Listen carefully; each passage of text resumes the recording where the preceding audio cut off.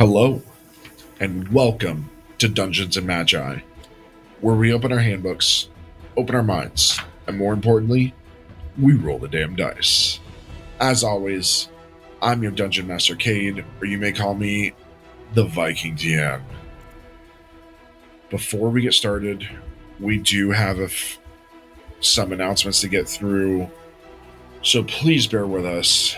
First is Ben with a message from our partner, Dungeon Crate. Hear ye! A miracle has descended upon the realm. Nay, not a blessing from the gods, but something better, something real. Something you can actually afford without selling your last healing potion. Dungeon Crate. The legendary subscription box sent monthly from the sacred vault of awesome directly to your castle or studio apartment. I once lived in darkness. My dice were lonely. My miniatures were mismatched. Monopoly pieces. I used a pizza box as a battle map, and it was greasy. But then, Dungeon Crate arrived. Minis, dice, maps, exclusive adventures, and the best part, no traps, no mimic, just pure delicious tabletop treasure. I didn't know love until I rolled with Dungeon Crate. And you, yes, you, brave adventurer, can answer the call. Go to dungeoncrate.com and use the code DungeonsMagi22 at checkout and receive 10% off your first order.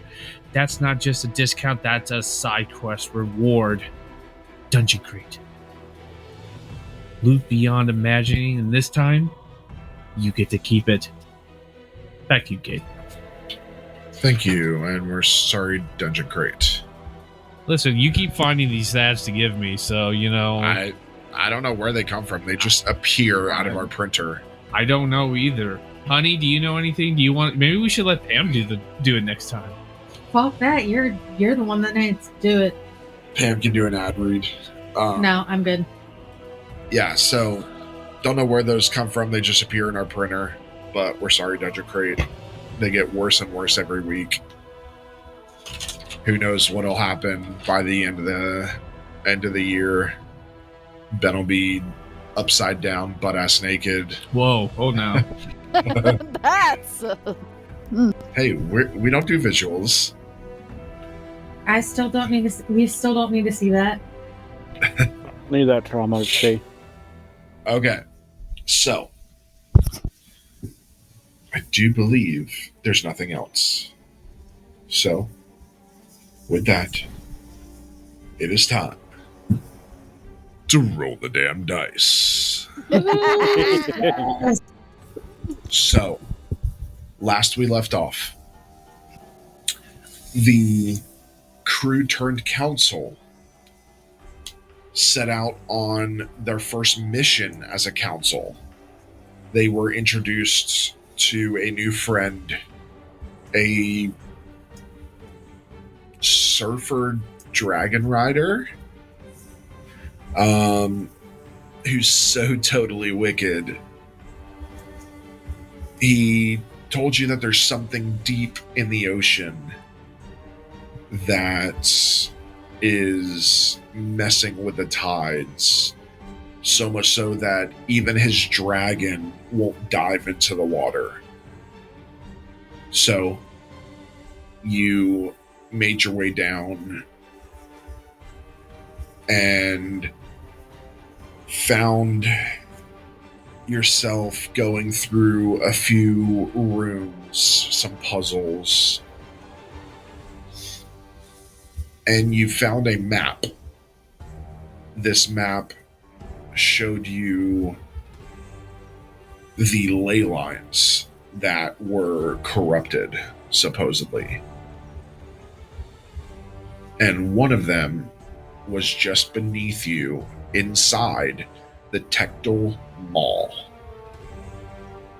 You decided to rest here, not knowing if the rooms would reset themselves, and then venture into the Tectal Mall.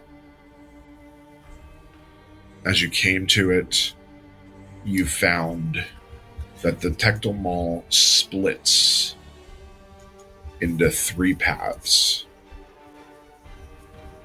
And that's where we pick up tonight. So, once again, as you're inside the Tectal Mall, the ocean is less a place of water and more a void of magic and time. Here, ley energy bleeds raw from fissures in the seafloor, curling in ribbons of incandescent color, lavender, deep cerulean, emerald, and black. Tendrils of these energies pulse along broken statues, shattered pylons, and tangled kelp forests larger than city towers. The terrain is jagged and unpredictable. Cliffs of hexagonal basalt rise like broken vertebrae, while ancient bones, some of them unmistakably draconic, jut from sediment beds that glow with faint runes. So here you have a path left, a path right, and a central path. No visual differences between them at all? Not that you can see from here.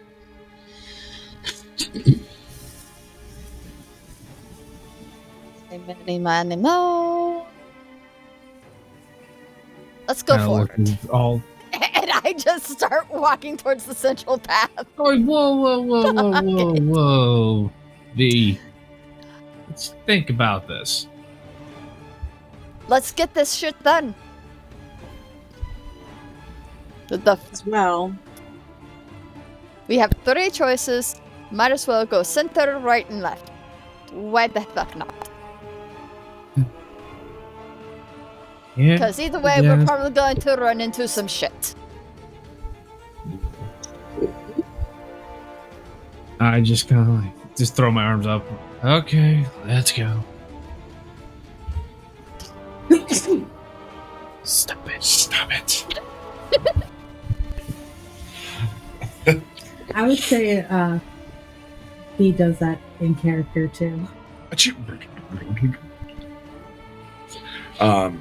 Okay, so you're choosing the central path. Mm-hmm. Okay. Why not? Sure. As well. All right. So the central path is known as the Siltmere Descent.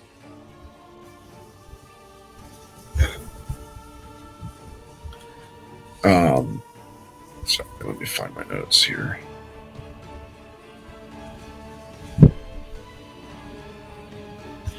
Okay, there we go. Sorry.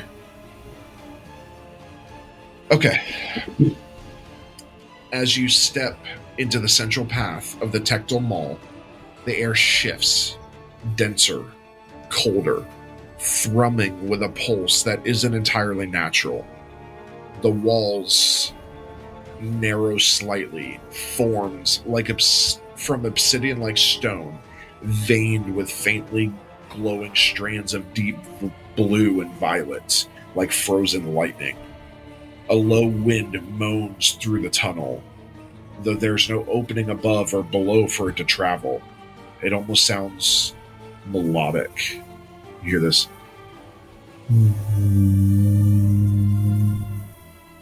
Of the wind coming through. As you walk deeper, the floor begins to slope downward, spiraling slowly, almost imperceptibly. The stone underfoot becomes smoother, polished by the passage of time and perhaps other beings. Strange glyphs begin to appear along the walls. Spinely runes etched in an unfamiliar script that seems to move subtly when not directly looked at. Occasionally, one pulses faintly as if reacting to the presence of magic or will. After about 10 minutes of travel, a passage opens into a wide, circular chamber. The ceiling arches high into darkness, supported by 6 rib-like pillars, evenly spaced around the room. At the center is a floating crystal orb, fractured in places, its core swirling with stormy light.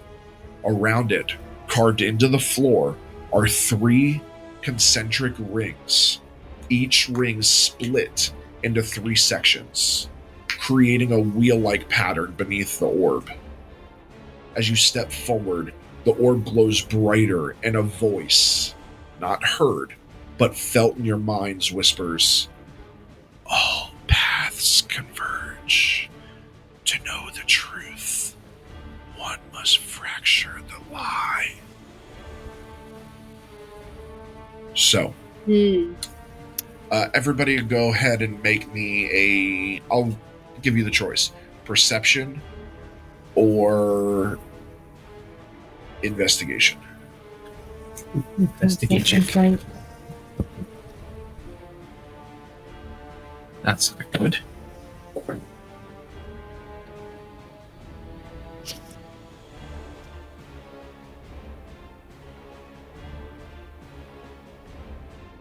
Arthur? 10. V? 15. Okay. Beatrice? 9. Okay. Bev? 17. Okay. Colin? 11. Okay. And Kale got 23. He rolled an 11. He's a +8 in perception, and he's proficient, so it's a +4. I am proficient in what I rolled. So Yeah, remember to check your 3 more, proficiencies. so- If it says you're proficient. I think in this it already adds it, doesn't it? It depends. Sometimes it does. So mine would be 18. Okay. With my proficiency. Each ring can be rotated by placing a hand on a specific glyph around the room. The goal is to align the rings so the same sigil appears at the top of each ring section, matching a symbol that glows above the crystal. So, I need... give me 1 second. So there are...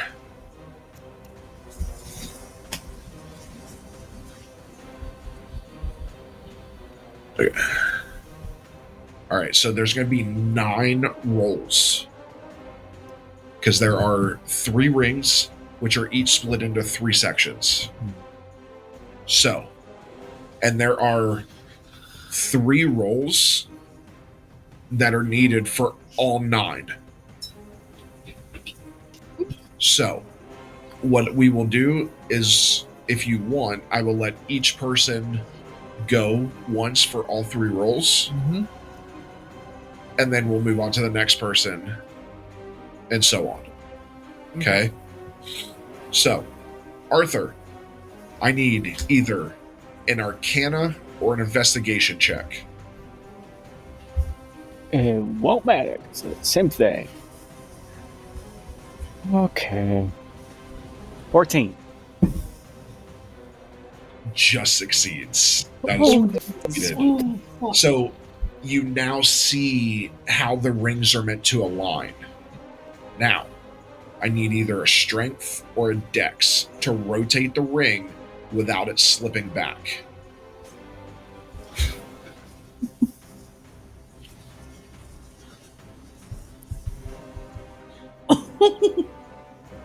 Oh no. What? That's What'd a you get? nat 1. Okay. Oh my gosh. So you rotate the ring, and it goes back. I need everybody to make a dex save, please. Every time there's a fail, this happens. Ouchie. Fuck. Uh, This is going away.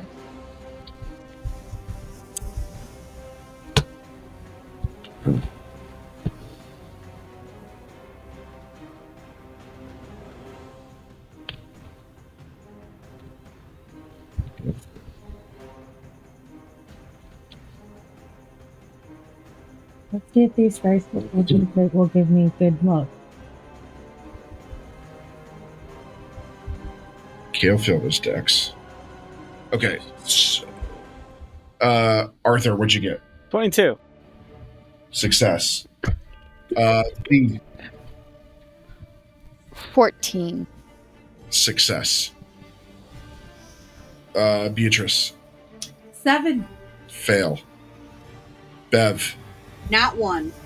Oh! Fail. I'm getting Safi flashbacks. Oh Pierce right Got through a the chest. 5. Fail. And Kale got a 7. Oh no. So the guy who got us in this mess. Unstaged. So everybody that failed, 6 points of psychic damage. Okay. Ooh. Do I take more than that since I got a 1, or do I Nah. just take the 6? Okay.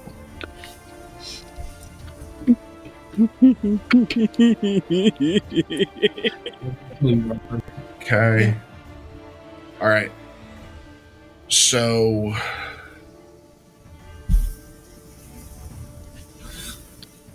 go ahead and roll a strength or dex again Okay. for the same part of the ring. 23. Success. Okay. Make me an insight check.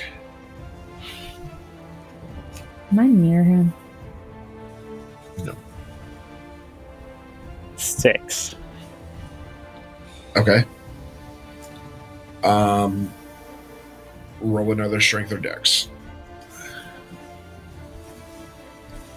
19. Success. So you go to the third part and it locks in place. I will let you do another insight. Dirty 20. Thing you did that. Thank God. Make another dex or strength. 19. Success. Okay, so with that insight, you realize that the middle ring had to be rotated opposite of the others. If you would have failed both insights, you would not have realized that. It would have been considered a failed roll. So, your part, done. All right, V, Yes. I need Arcana or Investigation.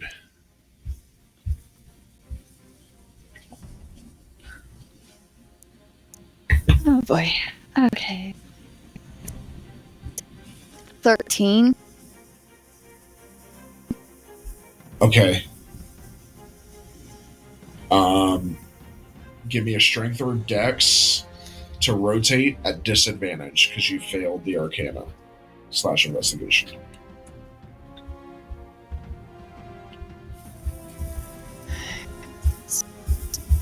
Seven. That's a fail. Everybody make a dex save, please. Okay, that's not bad. You get hurt again. Arthur, Natural 20 for 25. success. V, 15. success. Beatrice, 13. fail. Bev, 14. fail. Colin, 18. success. And Kale got a 17, so that's a success. The failures, you take 10 points of psychic damage. The failures. Wow. Okay. With that pulse again. V, go ahead and make another Arcana or Investigation.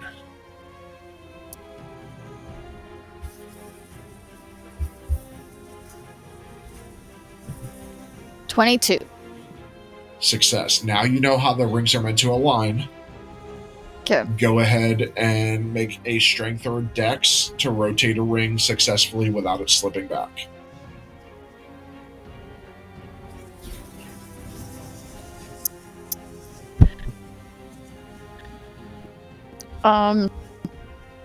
That's a 7. Okay. That's a fail. I have disadvantage on this shit. So I'm fucked. Okay. Well.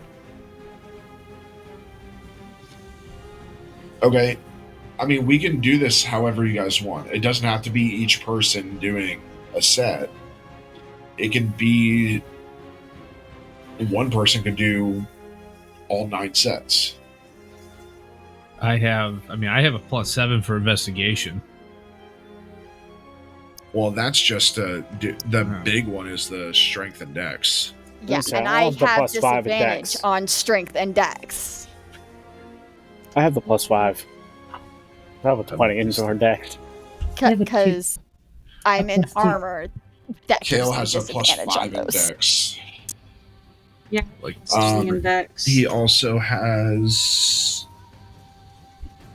a +4 in Arcana, a +8 in Investigation. That's the better And choice. Insight is a +4. That Do I- the rest RP beats me. It's your choice. If you want Kale to we do should it, he'll do it. We should.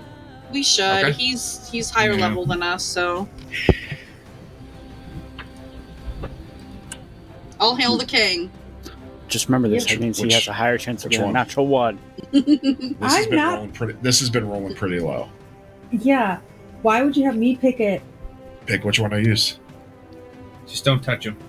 I'm not gonna touch him. My grog dice have been rolling low. I rolled a 2. Let's see, Raven. That rolled the highest. Okay.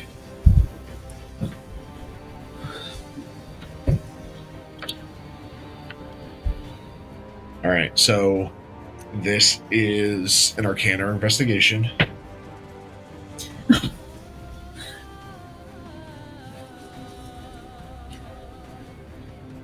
That failed. I guess my.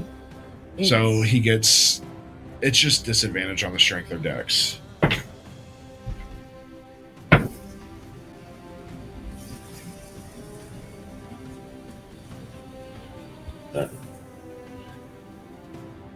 But with that, that's a 9 on the dice. He's going to choose dex, so that's a +5. So that's a 14. The DC was a 13. So he successfully does the first one. I guess I'm not good at picking dice either. I guess He's going to make an Arcana again.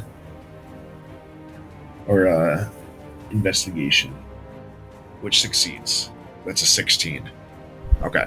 So rotate the next one. Succeeds. Now he's got to make an insight. Succeeds. Right on the dice. Hmm. And then strength of dex. Succeeds. Natural 18. So we have 2 sets are done. Would you like to have him keep going? I thought I did one. Yeah. You did. Yeah. You did a set. He just did Oh. a set. Okay. Yeah. So 2 sets are done. All right. And Now he doesn't have to, because it's him, he does not have to make that Arcana again. Because now he knows how they work. Yeah. And he also doesn't have to make that insight again. Because he knows the middle one has to be turned opposite. All right. 17 succeeds. Natural 20. I'll make that 2 successes. Nice, nice. Yep. Very All right. nice. There's now 8 sets, or 6 sets left. Sorry. 6 sets? 6 sets left. Oh, shit. Yeah, there's a total of 9. It was 3 rings broken up into 3 pieces each. Ah. All right, first one. 19. Success. Failure. 4 on the dice plus 5 is a 9. Dex saves, please. Ouchie. He Oh, succeeded shoot. on his dex save. I ain't even going to. Yeah. Arthur, 9. fail. V, Nat 1. fail. Beatrice, Natural 1. fail. Bev, 16. success. Colin, Dex save 19. success. And Kale got a dirty 20. For you failures, 7. 7 psychic. Okay. I'm gonna just die Next from one. psychic. Succeeds. Last one. On that. 6 just succeeds. 8 plus 5 is 13. DC is 13. Woo. All right. 5 sets left. Still letting him go? Yep. Okay. Yes. I ain't touching shit. That's a fail. That was a 6 on the dice. That's 11 total. Oh no. Dex save. And he got a natural 20. Fuck me. Arthur, 22. success. V, 8. fail. Beatrice, 8. fail. Bev, 19. success. Colin, I think our 16. dice synced up. what was it? 16. Sorry. And Kale got a natural 20. Fuck you, Kale. All right, he'll stop. No. No. 8 points of damage.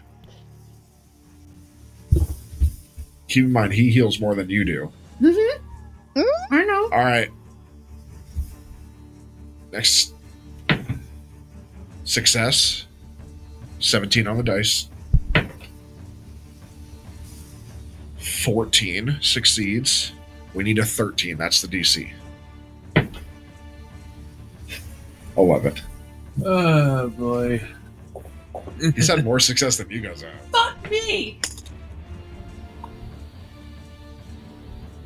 Oh, okay. Okay. Arthur, 9. fail. V, 9. fail. Beatrice, 4. fail. Bev, 11. fail. Colin, 14. fail. Kale's the only one that succeeded with a 15, which is the DC. All right. All of you failures take 7 points of damage. Everybody just TPKs from this. At this point, I'm just probably on the ground holding my head in pain. All right. I almost poked myself in the eye. Holy shit. Success. Okay. 4 more left. You guys want to still have him keep going? Yeah, I'm gonna try Yeah. one. I'm gonna try one. Okay. All right. First, you have to make an Arcana or Investigation check to Okay. see how they align. I'm gonna investigate first. Natural 20 for a 27. Okay. I will make that give you advantage. You can choose. You either get advantage on all of the strength or dex ones to rotate them, or advantage on the insight check to know that the middle ring rotates opposite. But then you don't get advantage on the other 3 rolls. Let's do the advantage on the strength and dex. Okay. So make your first strength or dex with advantage.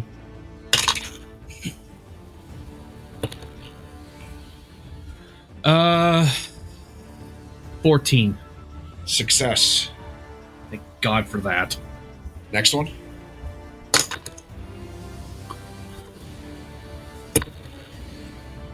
Natural 20, 23. That counts as 2. I rolled a nat 1. Actually, give me an insight. Insight. Okay. Because Investigation. this does insight. Insight. Right. Oh yeah. This does count as 2, but if you fail the insight, you're going to rotate it wrong. 17. Success. So you have successfully completed one. There's 3 left. Do you want to keep going, or does somebody else want to do it? I'm not pushing my luck. Okay. You want Kale to keep going? Yeah. Yeah, I've been fucking shit on my rolls. Okay. He's going to keep going. There's 2 more you said? 3. That is a dirty 20. Wait. No. 18. Success. Dirty 20. Success. Fail. That's a 12. Just missed it. Ouch. And succeeded on that. Dex saves. Artie McFarty. Natural 1. Failure. V. 16? Success. Beatrice. Just tell me the damage. 8. Failure. Bev. 14. Fail. Colin. Natural 20 for a 23. Success. And Kale got a, 26 or something. Okay. Damage. Oof, 11. I'm down. Oh my god. Oh my god. I'm getting there. I Oh, literally no. had 7 left. Okay. No! Kale just looks at you and just keeps going. I was gonna say, can I cast Cure Wounds on my wife? You can, yes. We're not in combat, so it automatically succeeds, so roll the health. That was a natural 19, so that one succeeds. We have 2 left. Anybody else want to try, or is Kale going? I'd mess it up. 12. 12, you get 12 points of healing. Remember, your DC is now up again. Yep. Up by 1 for your death saves. So that makes it 12. Yeah. All right. Again. Before that happens, I'm gonna cast Cure Wounds on myself. Okay. Uh, Kale's focused on this too much to do healing. so.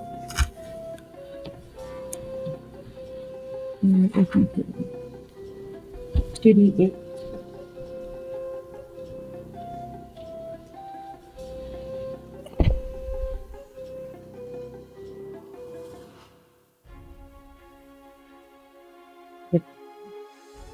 Okay. All right.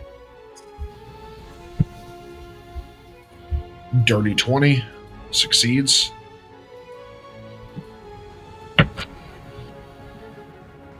$24 succeeds.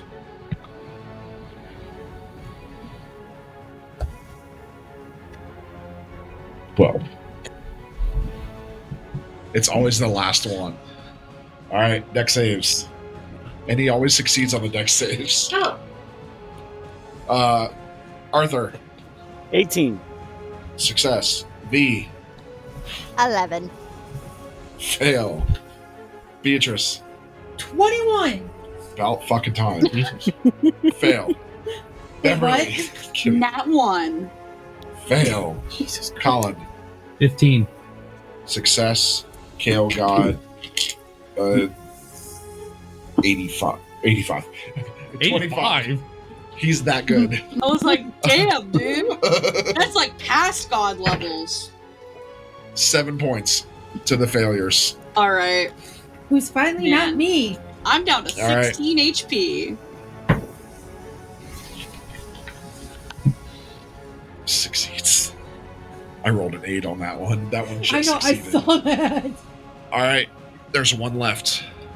Oh my god, we're still doing this? One left. Success. Success.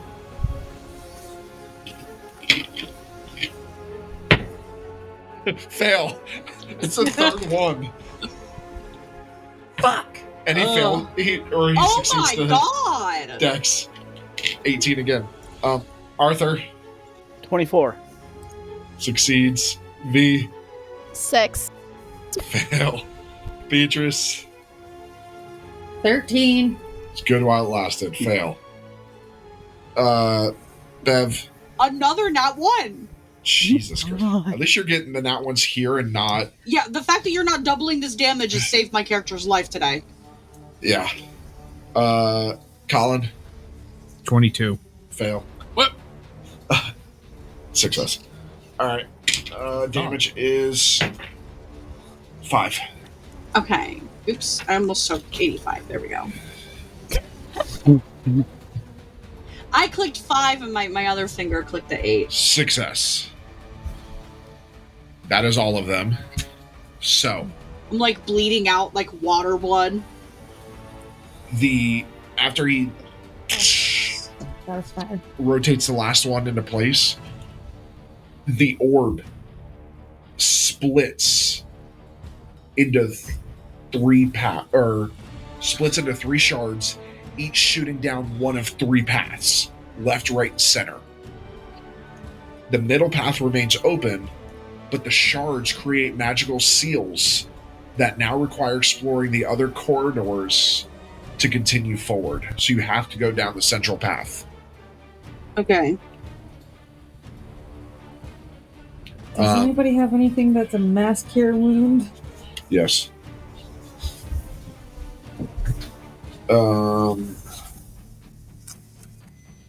Yeah, he's got a 5th level if you want him to use it. He has 2 5th level spell slots. And technically, he can take a short rest and make it a long rest. So, if everybody wants, he can expend a 5th level spell slot and do mass cure wounds. And then you could stop and eat, and that would take about a half hour. Well, This isn't that a short rest? no, sorry. Technically, he has to sit for 4 hours, not a full 8. So, but he can do mass cure wounds. What do you guys think? I mean, heard- I'm down to 11. I heard. I know you probably don't have very much, and it sounds like V doesn't I'm have at very 15. much. I'm at 17. So I could definitely use the heals. Yeah. Is that So, Turns around and sees everyone almost bleeding to death. There's just water pouring out of my body. Wouldn't it be more, because it's psychic, it would be more like pounding headaches, people just grabbing their heads. Yeah, that's true. My brain is You would- mush. you would Migraine. be bleeding like from the nose and stuff. Yeah, All right. an intense migraine. Mass cure wounds. He's gonna cast that.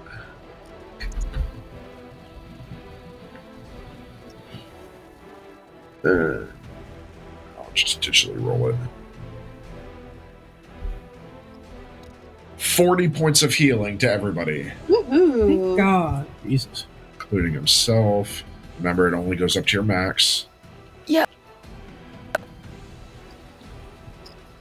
Okay. He only has 1 5th level left. But, alright. So. You guys ready? Continue. No. Cool. Beyond the orb chamber, the tunnel continues until it opens up into a long hallway filled with mirrored walls.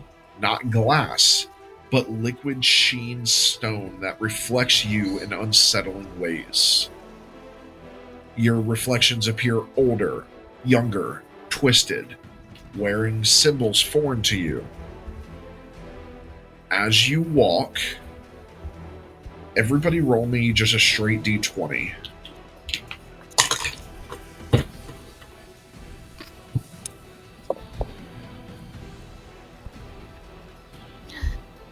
Oh, wonderful.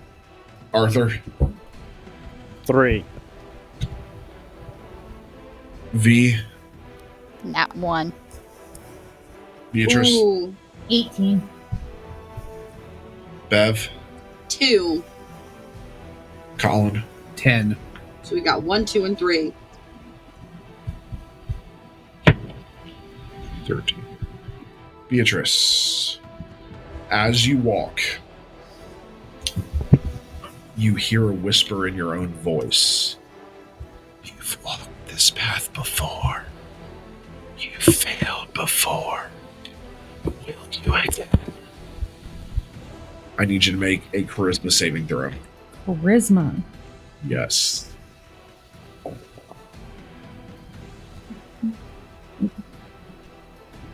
23. Success, you are not frightened. Oh, This is the one time you wanted to roll low on that d20. that I wanted to roll low? On that initial d20. Oh, yeah. So, at the end of the hallway is a door with no handle, only a triangular indentation and glowing grooves shaped like veins or ley lines.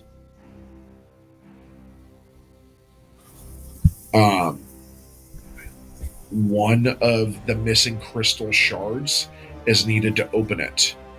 The central path is now blocked. But as you see that, the wall behind you shifts and opens. Not violently, but smoothly, revealing a spiraling path to the right corridor, lit by soft bioluminescent moss. A faint sound of dripping water echoes from within, and the scent of minerals and deep stone fills the air.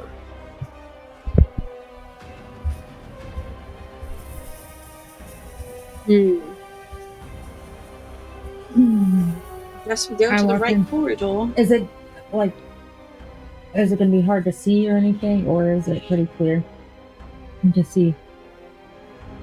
You don't know until you actually get in there. Okay.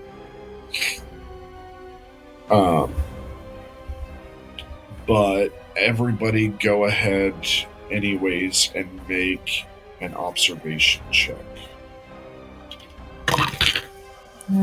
So perception. Yeah.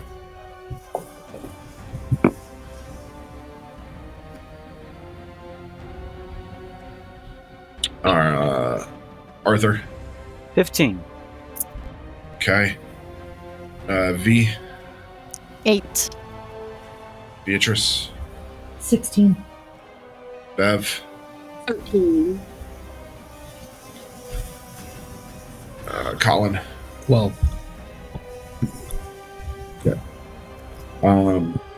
So, as you step into the right corridor, the air grows humid and metallic, tinged with the scent of wet stone and old copper. The floor beneath your feet becomes slick with a thin sheen of moisture, and faint luminescent fungi sprout from the cracks in the walls, pale green and turquoise, casting strange shadows that dance and shift as you move. Occasionally, a droplet falls from the ceiling and echoes like a thunderclap in the stillness. This path winds downward, the stone becoming rough-hewn and damp. The temperature drops subtly, enough to raise goosebumps. After several minutes of descent, you come upon a wide underground cavern opening before you, its walls dripping with condensation. In the center lies a glassy black pool with no visible bottom. Mist coils above its surface like breath, and 3 small stone platforms rise above the water, each one holding a strange metallic object that gleams faintly.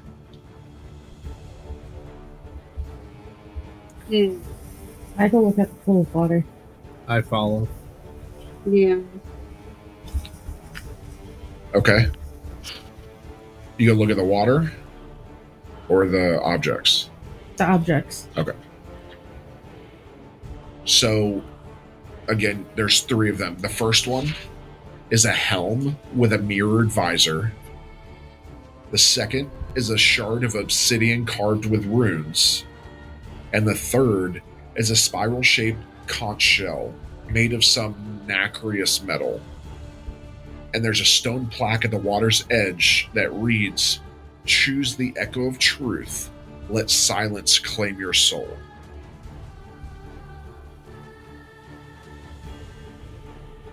So, somebody make me an insight check. I have advantage on insight because of my shroud, but I only have a +1. +2 for these. I have a I have a +4. +6. Oh, I'll that vote. +6 gets to go. +6 doesn't matter if you roll a natural 1. Wow. Yeah. Yeah. I was- What the fuck, dude? No. 23? You gather that each item is a magical relic of a fallen soul who came seeking the truth. Only one carries a piece of the knowledge. The others are traps, misleading echoes. So you are able to interact with the items, which will take a roll. Okay. And then after that, you have to choose the item to cause the echo or whatever it wishes. I want to put the conch shell to my ear and see if I can hear anything. Okay, I need an Arcana or a History check.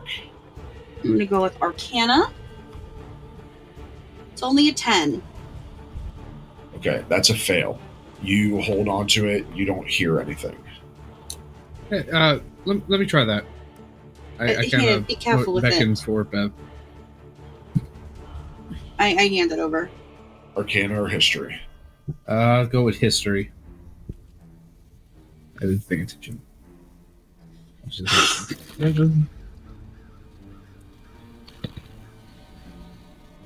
25.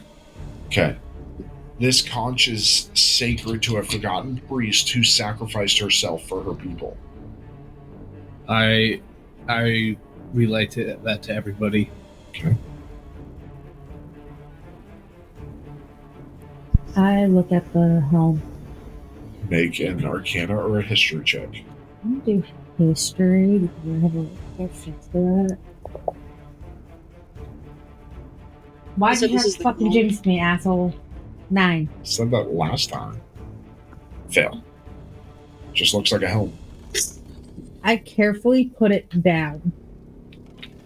Okay. I'm gonna try and look at the helm. Okay. Arcana or History? Dirty 20. Okay.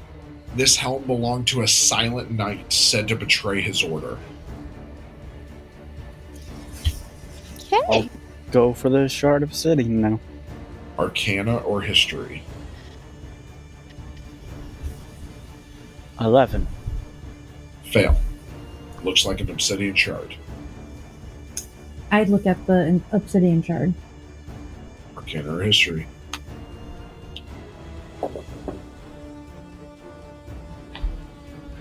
That's 8.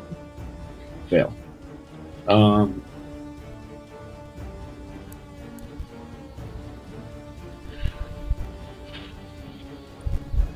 Gale goes and grabs the shard and looks at it. 26. Hmm. This is linked to an ancient seer who misread a prophecy. He puts it back. So, choose the echo of truth, lest silence claim your soul. Well, Choose one. it seems like the shell is the one that sacrificed herself and the other two messed up. That would be my guess. Is that the shell is it, but Yeah, but that I might don't be a know little if that too obvious. qualifies for truth. So we have a helm of betrayer. The conch of a priestess Sacrificed herself. who for sacrificed herself. people, and the shard of an ancient seer who misread a prophecy. And the shard of seer who misread a prophecy. I'm going to go with actually the conch shell as well. Yeah. The way that I interpret it is that the obsidian shard Sia, although she didn't mean to lie, she did. Yeah. And the knight is silent, so that would be the one to claim us if we choose that. I think If it's we the choose shell. wrong, only one of these is right.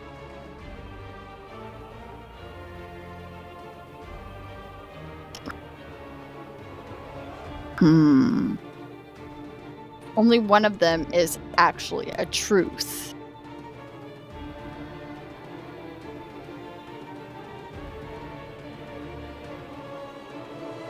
It doesn't have to do. It doesn't have to do with what they did. It has to do with if it was true or not.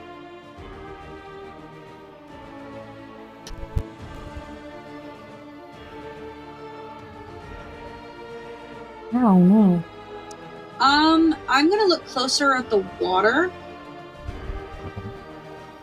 Is there anything? It's just black and there's nothing in it. Not see it. Okay. Can't even see your own reflection.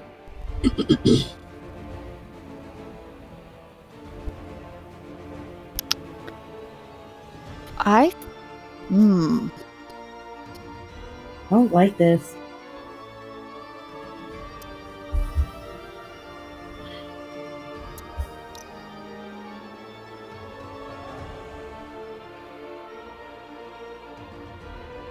That is. Choose. I know.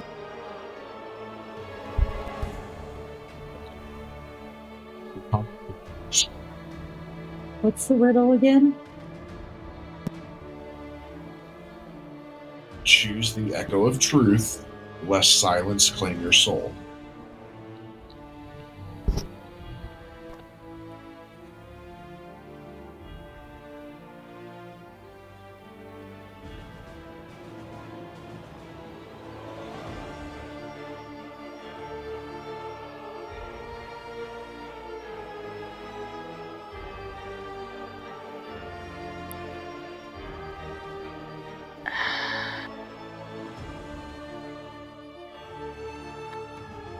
This is not a traditional riddle.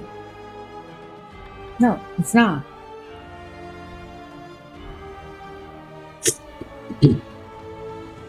I still think it's the shell. I think it is too. Yeah. All right. Yeah. I mean, we are in the ocean, so kind of makes sense, actually.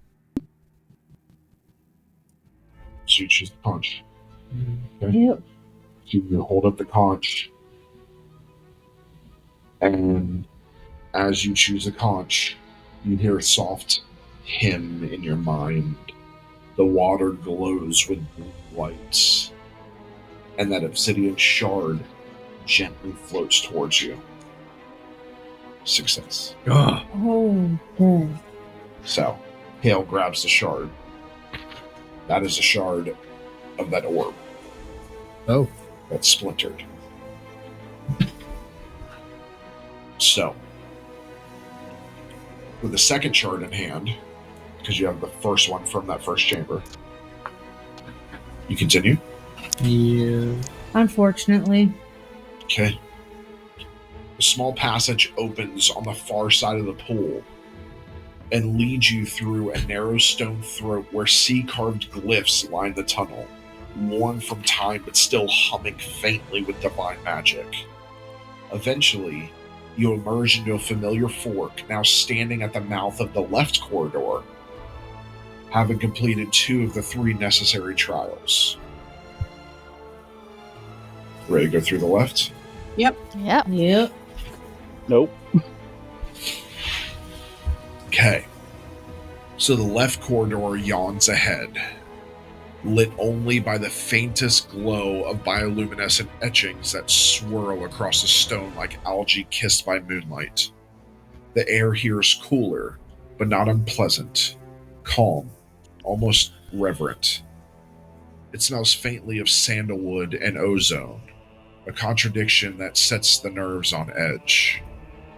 Each footstep echoes like a whisper rather than a thud, as though the very stone is listening. This path narrows briefly, forcing you into single file. Then, as you round a final bend, the corridor widens and opens into a perfect circular chamber. Its walls carved with spiraling grooves, like a shell or the inner workings of a great mind. At the center is a suspended crystal sphere, about the size of a human head, floating midair and spinning slowly. Beneath it, an ancient stone lectern rises, partially cracked but still intact. Carved upon it, in flowing script, is a final challenge. To hold knowledge is to reflect it. Speak truth, or lose your voice to silence eternal.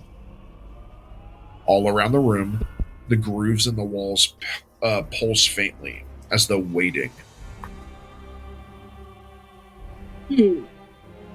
So we just have to say something that's true? So, basically, each of you that enters into this ring must answer a question that is posed to you in your own voice. It's a test of self-awareness, doubt, and wisdom.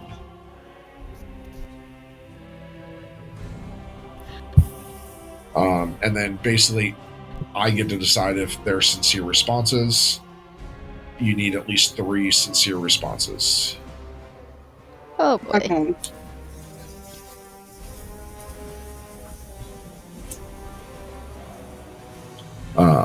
I kind of shift towards the back of everybody.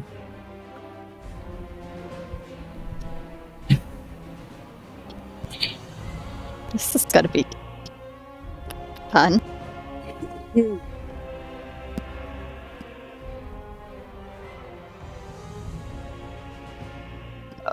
Who's going first? I'm sorry. Okay. So we're asking ourselves these questions and then answering them? You'll find out. I think it's just going to come out with our voice. Fuck it, I step forward. Let's get this over with. Okay. So as you step into the ring, all of you hear the voice of V ring out. Do you create to preserve life, or to ensure no one ever sees you break again?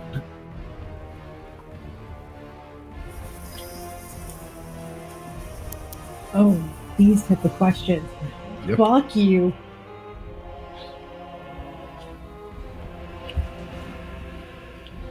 To ensure that no one ever sees me break again. Okay. And you see glow. You're not sure if that means it's accepted or not, but you can step back. Yep. Who's next? It's kind of just I'll go. Bev. Perfect. Oh no. Dear. How long will you wear the mask of humor to hide the scream beneath the waves?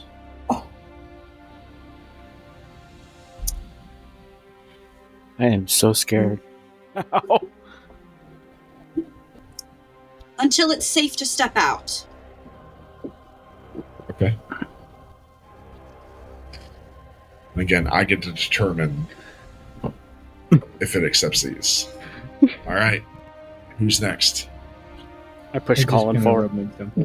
And you get forward and your feet almost get stuck there, like you have to stay. I turn back and look, you son of a bitch. I would have walked forward. If invention could save 1,000 lives, but end one you love, would you still pull the lever? No.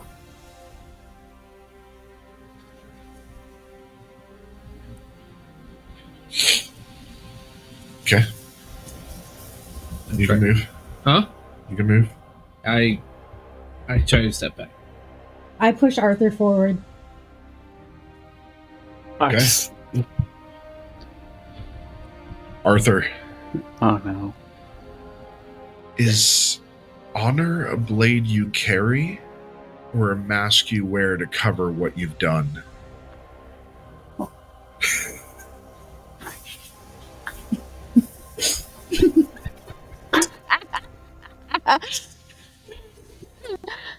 I go and hide behind Colin. I'm gonna try to. You cannot move until you answer. Once you are in here, you are locked in here. And it's going to ask us 3 questions? No, No? just one. It has to. Oh. I have to determine we just that have- 3 of okay. them are acceptable. Gotcha. Okay. I whisper in Colin's ear, "You're gonna have to protect me." So far, one of you is questionable. Honor is not a luxury that is so freely given that I can use. Okay.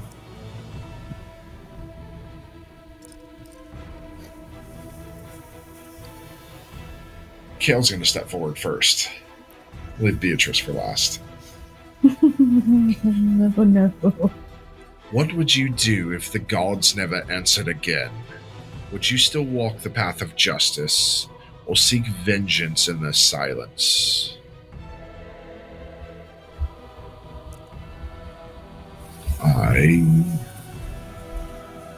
I would seek vengeance in their silence. I would kill every single person that caused the gods to never exist again.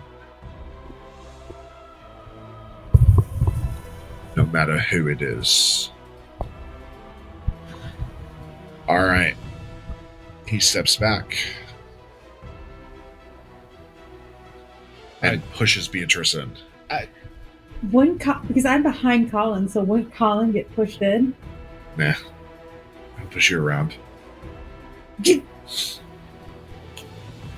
Fuck. If your very existence is a lie crafted by others, does that make your purpose hollow or holy?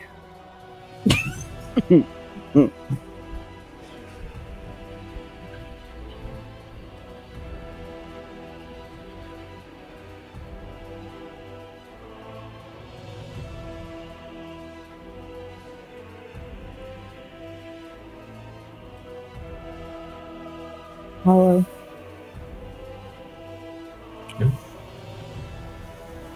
All right. So,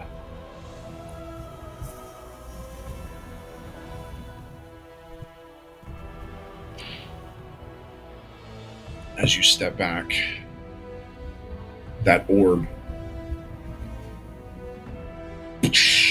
splits cleanly into the third and final shard, humming gently as it waits to be taken.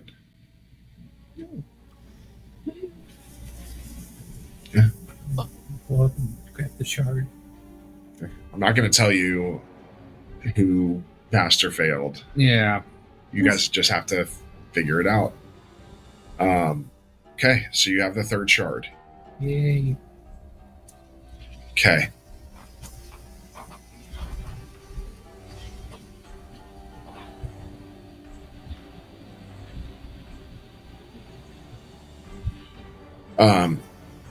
With the third shard claimed,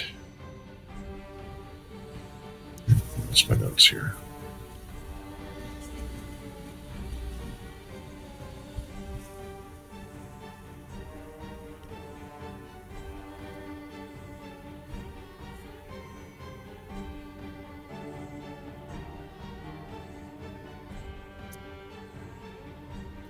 Okay.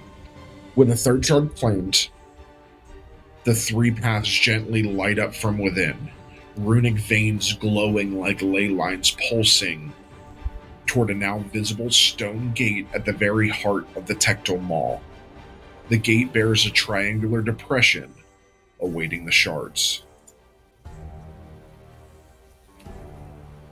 I approach with the shard in my hand, Okay? and I look back to the others. Kale has 2. Up to Cal. I'm like, all right, ready when you are. And as you fit them in, they fit in as a triangle. The gate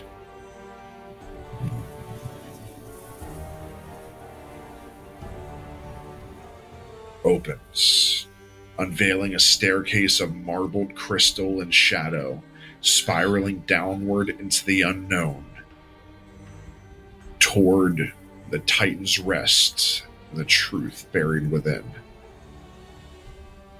I look to the others. Should we ready? Or do we need to go back? And I say fuck it, we're this far already. As long as everybody has what we need.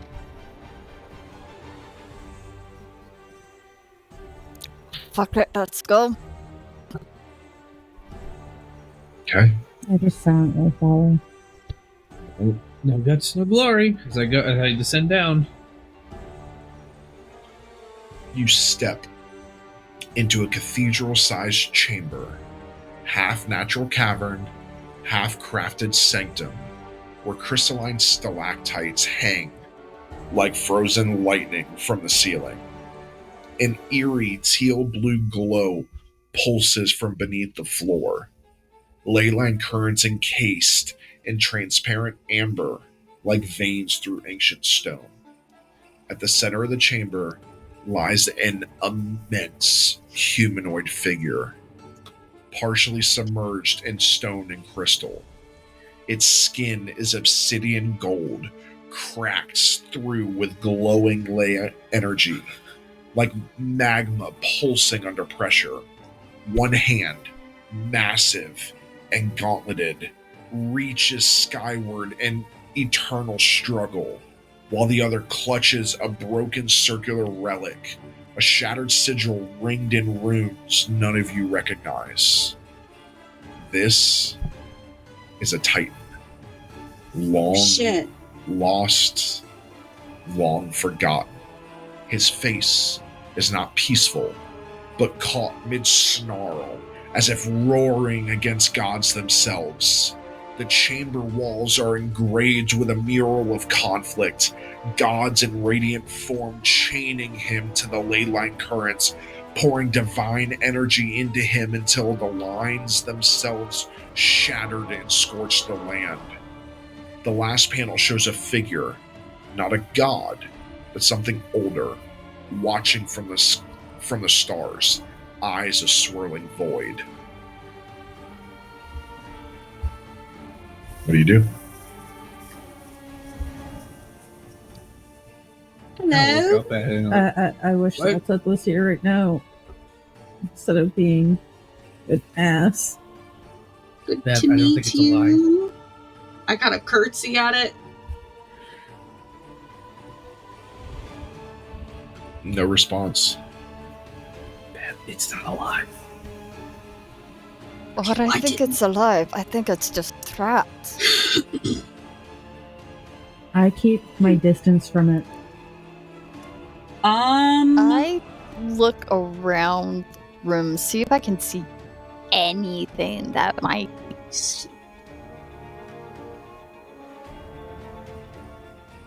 This is all that is there. I'm going to cast Identify on it to see if it's currently under the effect of any spells. Okay. Roll a d20, add your spell fire. Okay. Fucking 6. Strap you. That's all you know. So what do we do? Just trying to find the ley line and repair it? You don't know what you're doing. There's something down here that's affecting everything, but you don't know what. Is it this? Is it a Titan that's affecting the waters? You don't know. This is the first time you've seen a Titan. And all of you, you're a ways away from it still, but it's massive. And it's I'd say you're probably about 100 feet from it. so it's holding It's holding some kind of relic in one hand, like clutching a relic. Its other hand is almost outstretched towards the heavens, and it's got this snarl on its face like it was yelling at something before it got trapped. Can we see the relic in the other hand? Clearly, get an idea what it is. Not clearly. You can see it, but you'd have to get closer to see it clearly. Are we still underwater or are we in the air? No, you're in chambers under the ocean. But you are it's in air pockets You're though? breathing Okay. air. Yeah. Okay. And you said that there was like a mural or something like that? Yeah, there's a mural depicting things on the wall, like a battle that happened. Probably the shattering. Do I sense anything with like the ley lines? I mean, you at the can sense the Titan, or ley lines because you're directly on top of them. You can see them running through the ground. Do I see if they're corrupted or not? They don't seem to be. Do I feel anything looking at the Titan with who my patron is? Or my god? Currently, no. I'm going to take a closer look at that mural. Okay. Like I said, it's depicting a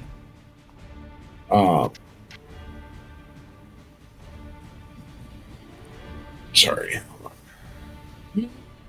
So it shows gods in radiant form chaining him to these ley lines, pouring divine energy into him until the lines themselves shattered and scorched the lands. The last panel shows a figure. You don't know what it is. It's not a god, maybe something older, just watching from the stars. Eyes are a swirling void. No idea what it is. Just a note, because I didn't mention it earlier, identify is a touch spell, so I would have touched the Titan in order to catch that. Okay, so that changes things. Yes. So you walk up. I didn't notice until just now. Okay, are you walking up alone, or is everybody going with her? I'm avoiding I didn't the Titan. say anything. I at just this kind of point. walked up, so it would depend on I'm if going anybody's with watching Bev. me. I'm going Okay. with Bev. I will be going with Bev. Oh, fuck. I'm As you covering guys the middle step ground. closer.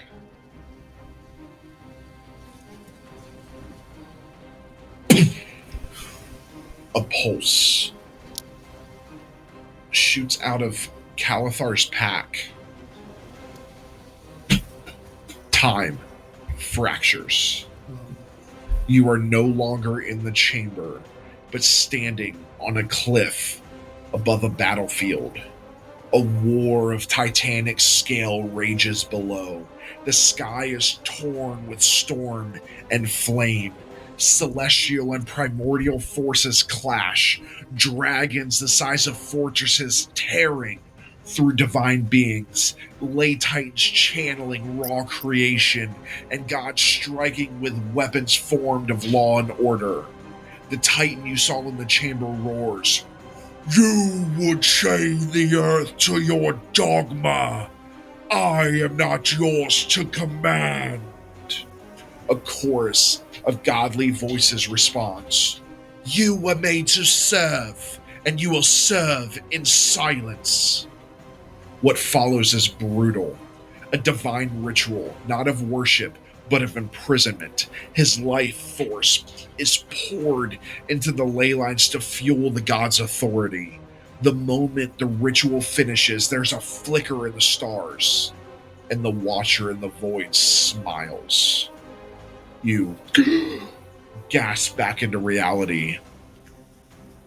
The Titan's head slowly turns, just a fraction, toward you. Not fully awake, not fully dead, but aware. And a deep voice echoes in your minds.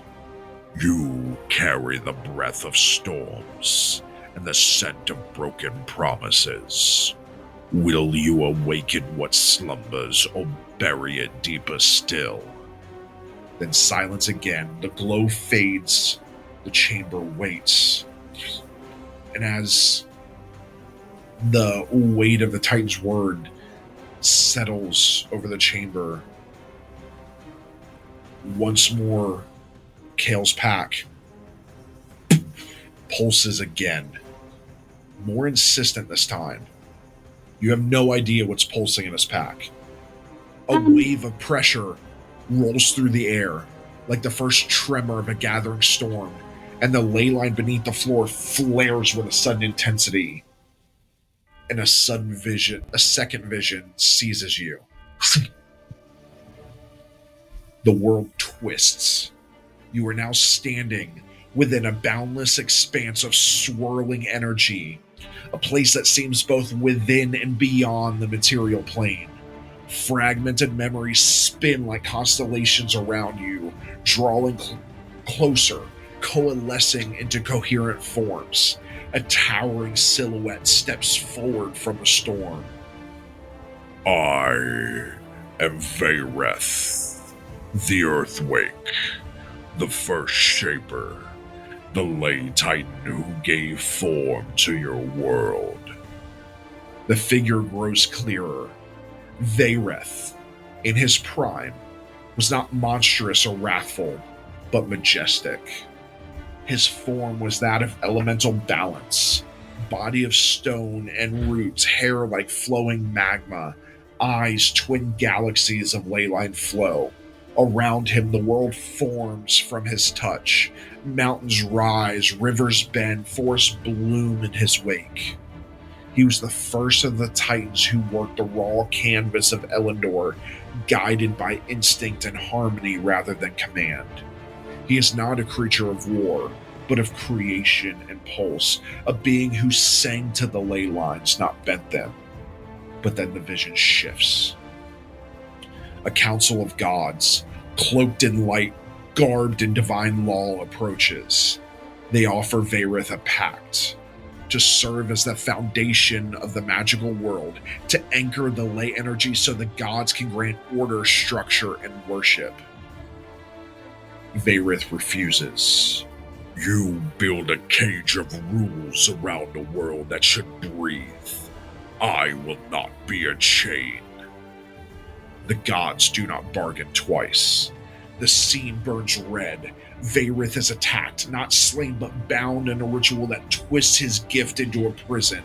His leyline song is silenced. His body is interred deep within the world, fused with the land so that every spell, every enchantment, every divine miracle would feed through the leylines forged atop his suffering.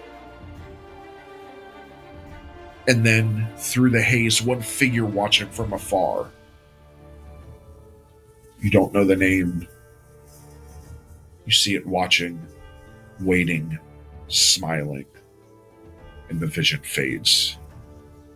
Do I notice if I see Zoltek or not? You don't know. I'm watching Cal's face. Okay. I want to see his reaction to finding out his gods are slavers. As you all snap back to reality, you find yourselves kneeling before the Titan's body. Now you know. Vayreth, the Earthwake, is the first Ley Titan. That's Vaereth.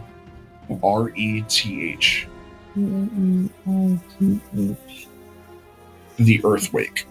He's the first Ley Titan. He is the creator. He was not evil, but a primordial force of creation betrayed by the gods. The ley lines are his bound spirit, twisted into tools of control. If you so choose, his awakening could restore natural magic.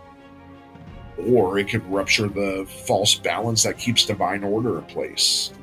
And something beyond the gods watched it all happen. And you see the Titan's eyes glow faintly again. A final whisper. Will you sing the world free, or let silence reign? And Bev, make an insight check. Okay, which I have advantage on.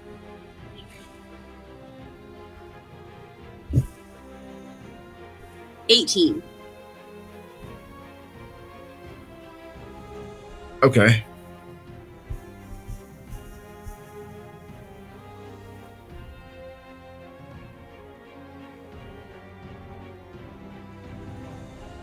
Kind of shakes his head out. We found Titan. That is what is affecting things. Not just any Titan. It's the first lay Titan. You all understand what this means. Magic exists because of him. The ley lines that run through the world are his soul, his spirit. That is one of the reasons the ley lines are fractured. Is it because he's pissed, or is it because... It's because he's trapped. But what does that make me? Gods. One is like the Gods. astro of crystals.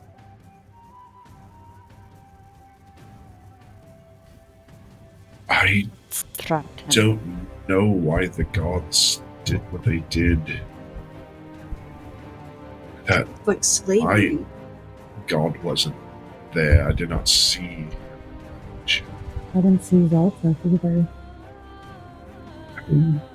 There was something watching and smiling. I do not know what that was. Is there different levels of gods? Okay. To an extent, you do have major gods and lesser gods. But the Titans came first. They're the ones that created our world. The gods are the children. And what it seems like here, at least with Vayrith, is they betrayed him and trapped him. And because he wouldn't do their bidding. Should I try and see if Zaltep will come down here to see, or if Zaltep will answer me and see if he knows anything? Since he's technically the only god we have right now. That is up to you. What do you guys think? We could try. We need some more information. I agree. I would maybe, if there's a way for you to communicate first, make sure it knows that there's a Titan down here. I think No. you piss Just it in off. case. Well, No. it could affect something, Beatrice. I'm going to move away from the Titan. Because I assume that it probably pulled me forward. Oh yeah, the vision made all of you. You guys were all kneeling in front of it. So I'm going to move back away from the Titan. And sit cross-legged and try to contact Zalta. Okay. Roll a d20. I'm gonna scoot closer to the Titan. Curious. Do I add anything to it, or is it Arthur? 12? You close your eyes, focus.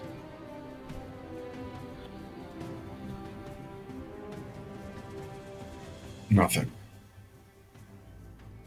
You're not sure if they're just not listening or if you can't even reach them from down here. I want to try again and say, Zalta, I need you. Hey, 10. Nothing. So, what do we choose? Do we awaken Vayrith and risk unseating the god's ancient order, or leave him beneath the world buried, a foundation of a lie? Well, I know you follow the gods, and by retrospect, we follow the gods, but if that's what their order looked like... Who's this we? We follow him. His priorities are ours. Does not mean I follow his gods. Well, No That's offense, true Cal. enough. Honestly, the gods doing this, I walk back up to the group. it's not right. But do we know if it was the major gods or the lesser gods? I don't think Is that any too? lesser gods imprisoned the Titan. And I besides, get the feeling this was a group effort. Well, Well, I didn't see Zoltef. I was going to say, it sounds like Kale's god wasn't there. Zoltef wasn't there.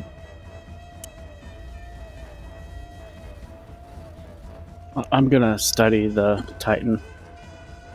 Arthur, don't do anything yet. I won't touch yet. Your god was the major god, right, Cal? Yes. Do I know if Zoltef is major Did you or lesser? recognize any of the other ones from the vision? No,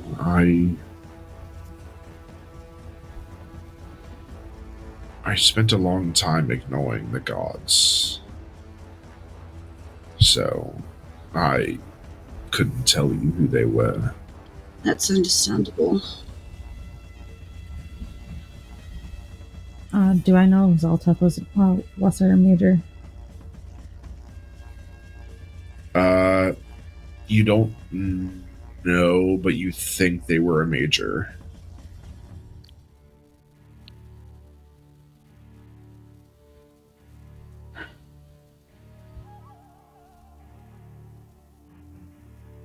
Well, a good way to ask is the source. Without waking him, we could try to ask him. How do you two reach out? I don't think he can answer. He's trapped.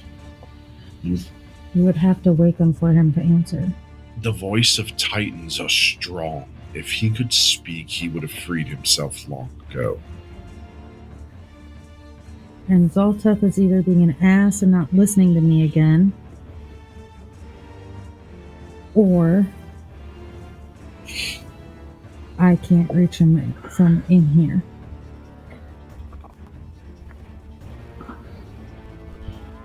It is,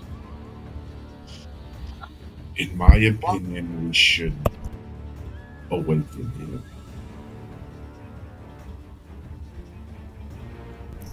I mean, in all honesty, it might go a long ways in helping to restore the ley lines.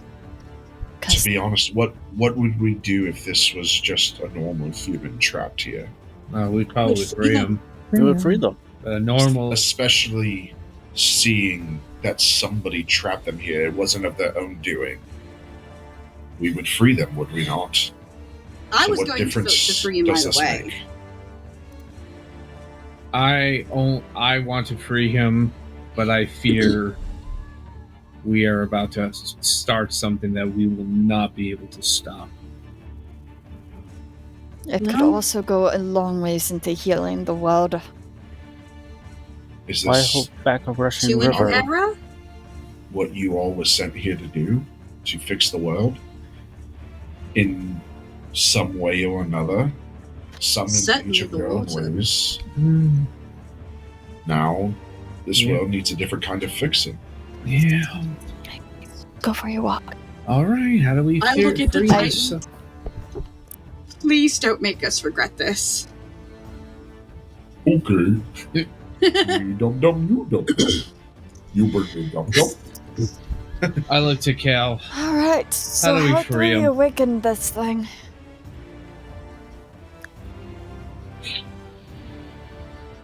Is this what we want to do?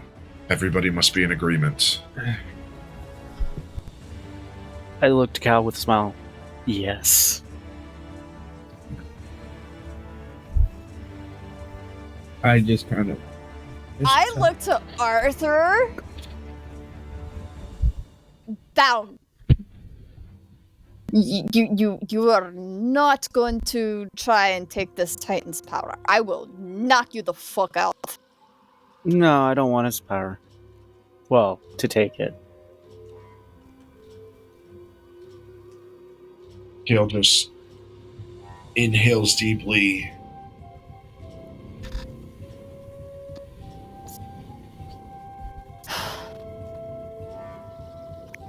He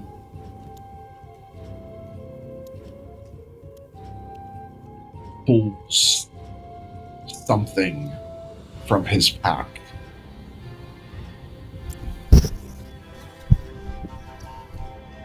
And he... Before he does that, I'm going to try one more time and say, Zoltep, I really could use some advice right now.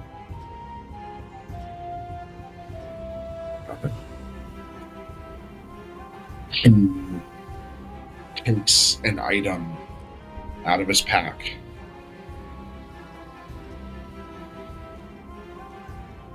Walks forward and places it onto Varith's brow.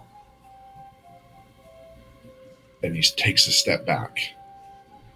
I go up and stand way against the wall. It hums. A low, resonant tone vibrates the chamber like the deepest root groaning beneath a mountain.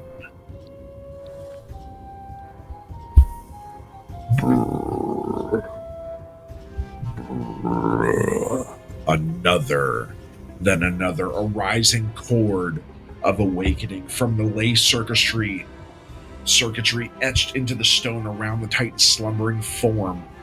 Threads of light begin to surge, not arcane, not divine, elemental, pure, and raw. The ley line itself, twisted for millennia, rebels against its chains, and then Varith breathes.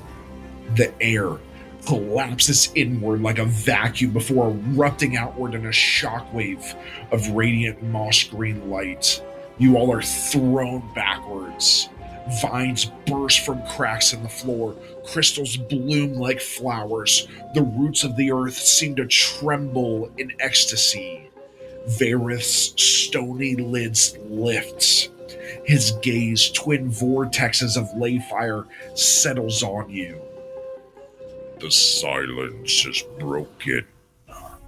I remember the sky. He begins to rise. Stone shears from his form like sloughing bark, revealing luminous veins of quartz and mythwood. Towering, elegant, ageless, he is beauty carved from the bones of the world. As he stands, the Tectomal shakes. Not with collapse, but release. Magic surges through the walls. Glyphs melt into flowing vines. Columns hum like tuning forks. You hear whispers, not words, but the language of the world itself, returning to harmony. And then a flash. Your vision goes white, and you begin to see the world and the change you just made. In Solvareth, crops bloom out of season. Druid circles fall to their knees in awe as they feel their communion with the land roar to life. Birds erupt from trees in great spirals. The ley pulse has changed. In Mirnareth, artificers working on inert constructs watch in stunned silence as their devices spark to life. Roots shift, realign, and glow brighter than before. Magitech flickers, some violently, but most stabilize into something truer. In Valthara, the trees of the Velrune wilds begin to sing, literally. A low choral vibration passes through the forests. The sleeping sylvans stir, Their ancient pact keepers opening eyes that have not blinked in centuries. In Drakenval, thunderheads roll over the mountains, though no storm was forecast. Valtorix the Stormborn lets out a cry from his roost high above, and every dragon in the kingdom shudders. Their bond to magic has been reborn. In the depths of the nine hells, Belzathar pauses mid-word. Something just shifted. Something primordial. He hisses a curse in a forgotten tongue and looks toward the surface with sudden unease. And in reverie, where corruption still clings, a single flower blooms from stone. As Verith takes his full form, you snap back. The chamber seems to fold upward like the petals of a lotus. The mall does not collapse. It becomes his sanctum, a living convergence of stone, root, and sky. He steps forward, towering, but with eyes soft as twilight rained. He looks to all of you. You have given the world its breath again, but with truth comes consequence. The vision of the gods' betrayal echoes again. Their order, their silence, their change, shaken now. The gods will feel this. Some may awaken, others may fall. The world watches, and so shall I. I go to listen. With a final bow, Verith dissolves into leyline light, his essence spreading through the world he once shaped, now reborn. Each of you can feel the magic hums differently now, closer, wilder, alive. The quiet remains not of absence, but of reverence. You have not just awakened a titan, you've set the song of Elyndor free. And Kale goes up and grabs this object and just holds it in his hand. I'm gonna look at it. May I ask what that is? Calathar steps forward. As the twilight breeze stirs the fold of his cloak, the newly awakened energy still thrumming in the air like a low drum beat.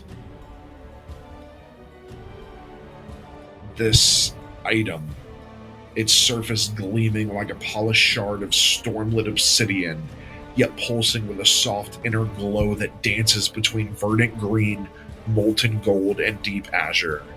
He holds it up, letting the last light of the sun catch on its edges.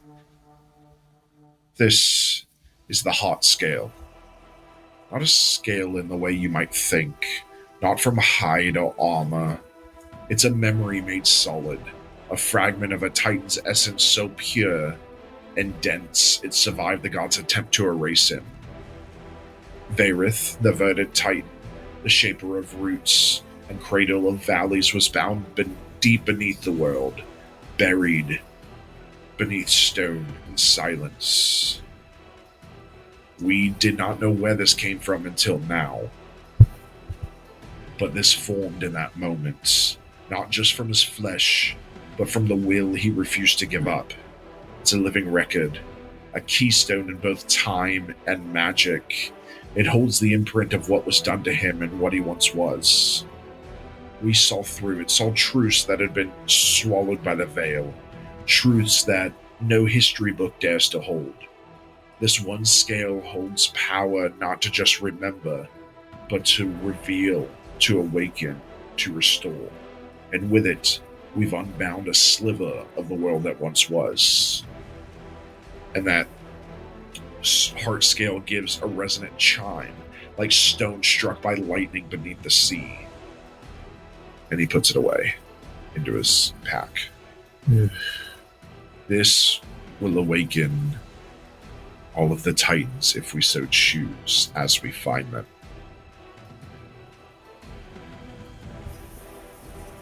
for breathing life back into the world. This is going to be a fun job.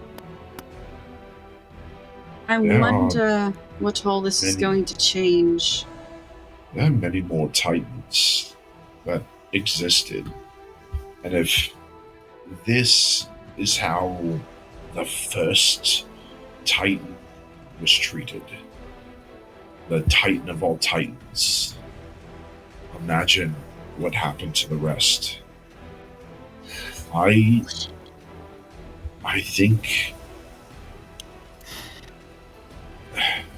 think we need to keep this quiet.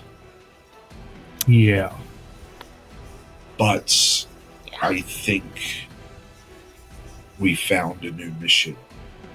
The Council finding the Titans and freeing them if we so deem. We're gonna need more research and more knowledge we know on where these one Titan Titans. is. We know where another Titan is. Where? Our people have found one, remember? The Lay Titan? It was you guys chose to keep it where it was. For the time being? Keep Until it we knew buried. more. Now we know more. Oh, Some. I don't remember the late Titan. Huh? I don't remember us finding a late Titan. That was during the That was during our trials. council session, the one that we don't know Council. what happened yet. Oh, when you first It was became when we did council. that construct and let the construct be adopted and all that. Oh yeah. oh yeah. Yeah. We Yeah, could bind, connect, or wait. we chose to wait. And with the intent to connect, I believe. yeah, I think we should send scouts out to see if they can find where all of the other Titans are. Find how many Titans existed. See if we can reach into the history of the church and see if we can find out how many Titans existed. If we can find out how many gods existed. Because we probably made an enemy of plenty of them. I'm sure we made an enemy of at least a few. It looked like my brother wasn't too happy. You know, Let's just say I don't know if Zoltek is too happy. we do, if we send the scouts, we do risk it getting out if they have similar visions to the ones we had. I mean, if it's just them, your people should be good enough not to speak. I'll ensure that. Just tell them that if they cannot learn to not speak, we make sure they can't. Hmm. It's amazing what happens when you don't have a tongue. Agreed. Or a head. Well, then they can't find stuff for us. At least with no tongue, they can not speak and still work. yeah. What is Alright. with you and cutting off people's heads? I found it back on the station to be the most effective measure to get what I needed done. Yeah, let's not make that a habit here. Are you the headless killer? No. Well, there's no one left. There was for me just to a tell if you serial were. killer running around. Yeah. And it turned out to be Arthur the whole time. I was. I yeah. mean, given his past as a Finley, I'm sorry, what? You're accusing me with that family? you are a Finley. Arthur Finley. No, I'm not. Huh? Remember, he You are. forgot. That was the part. That was the You- part of his past he gave up. Yeah, you totally. What is this like? Well, Artie, you are that family, yeah. unfortunately. I hate to break it to you. I know I'm not the peachiest of you all. But don't put me with that family. Well, we don't really consider you one of them anyway anymore. You've proven yourself way beyond that. But originally, it's like with me and forgetting certain things, I think. No, Bev, I don't think it's that way. You don't? No. I mean, Bev used to be an alcoholic, and she did forget all of that. And the reason why she was an alcoholic. Yeah, but if I was one of them, why would I try to kill them? Well, not try. Because you hated your family, and they were not assholes. Oh, they were absolutely assholes. If I had the power to have killed them, I would have done it myself. All I'm saying, you had the power to get rid of them, and you did.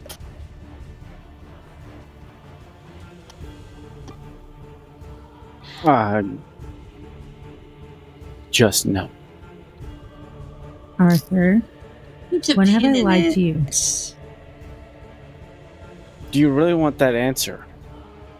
How much lying can also mean withholding. Okay.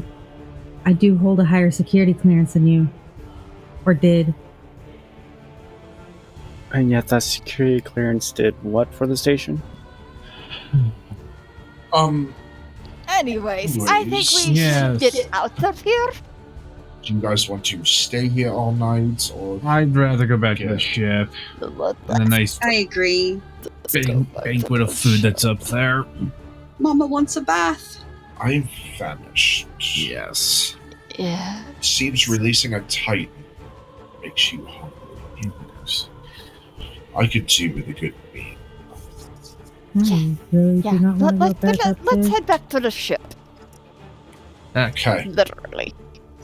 So, as you ascend, the once crumbling shaft of the mall transforms around you.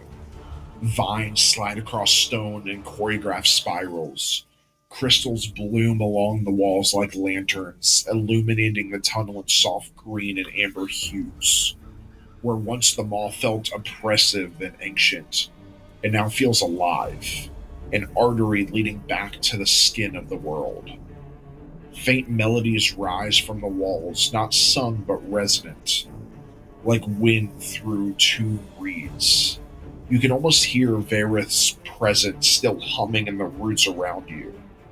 Your footsteps are no longer accompanied by echo, but by warmth. You pass by alcoves and legends that once held dormant relics and sealed glyphs.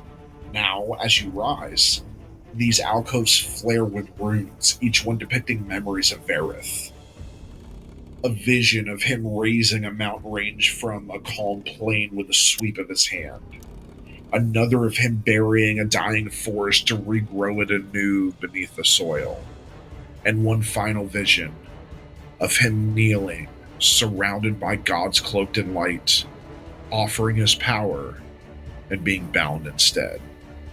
Each moment is fleeting, flashing like dream fragments, a reward for your choice, but also a warning.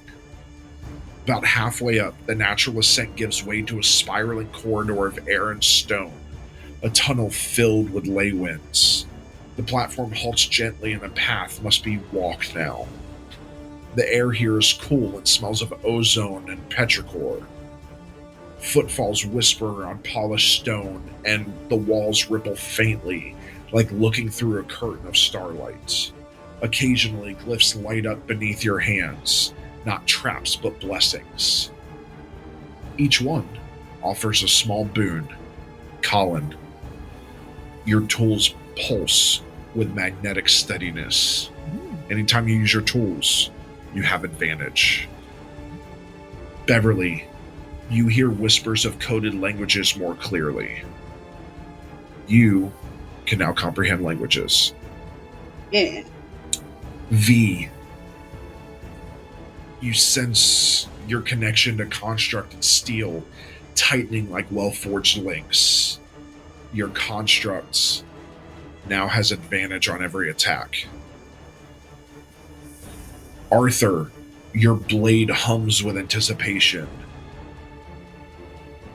You now have advantage on your main hand gun. Beatrice, you feel the roots of the world listening, watching, and welcoming you. Any druid spell is done so with advantage. And Kale's storm within has a name now, and the air bends around him slightly. Anytime he uses any lightning, it's done with advantage. As you reach the top, a massive archway of fossilized wood and obsidian stands before you. It bears no lock, no seal, only an inscription. Those who raise what once was fallen must carry what once was forgotten. Step through? Yeah. Mm-hmm. Okay. And magically, you're not in the water. You emerge at twilight. The surface is awash in the burnt orange and indigo glow of sunset, and the air tastes sweeter than it should. The once blighted glade around the mall is bursting with wildflowers, vines stretching skyward, trees budded with fresh life even in autumn. And high above in the clouds, a faint aurora ripples across the sky, not of ice, not of season, of leyline energy reborn. The skywake rests in the clearing below, its hull gleaming in the newfound golden hour light. Crew members stare in wonder, unaware of what has happened, only that something has changed. And you are now in a glade instead of in water. And you're able to walk directly to the skywake.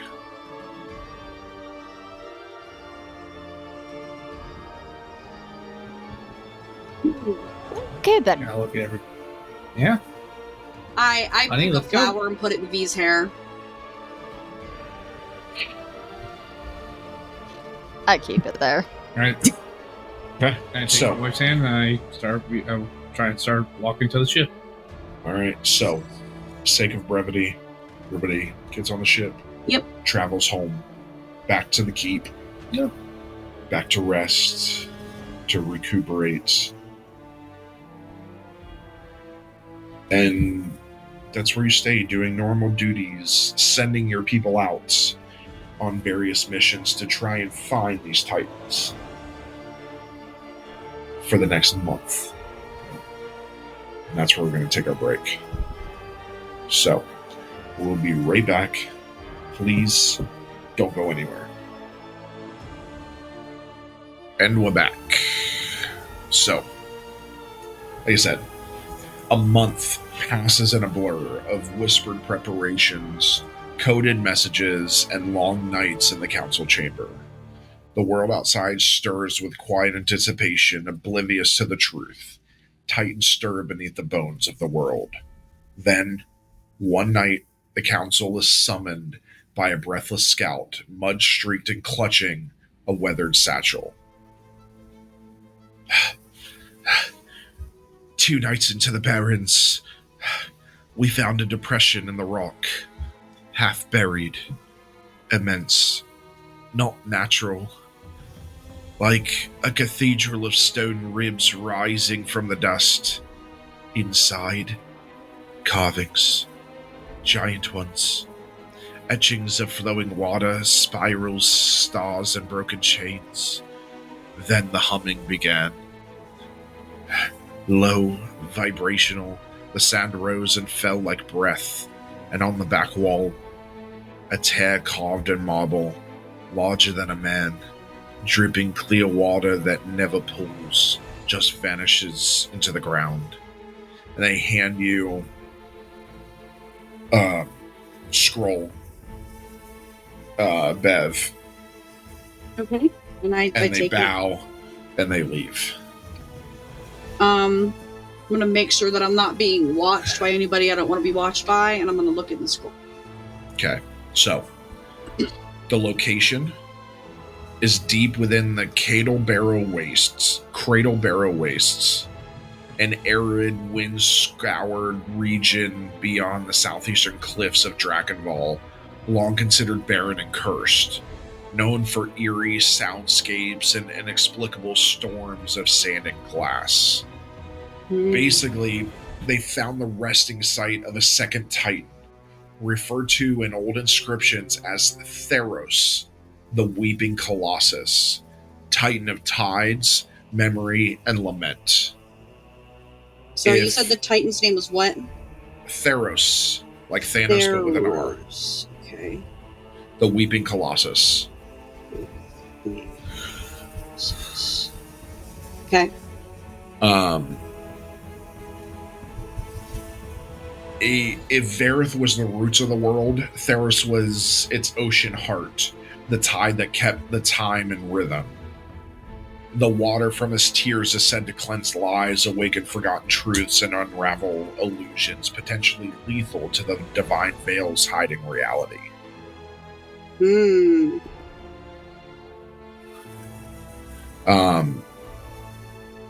So basically, your next mission is to secure the site at Cradlebarrow Wastes, investigate the Weeping Shrine beneath the sands, determine if Theros is dormant, dying, or if an awakening is possible, retrieve any relics, heart scales, or records that may hint at the total number of Titans, and quietly determine if this site shows evidence of divine interference.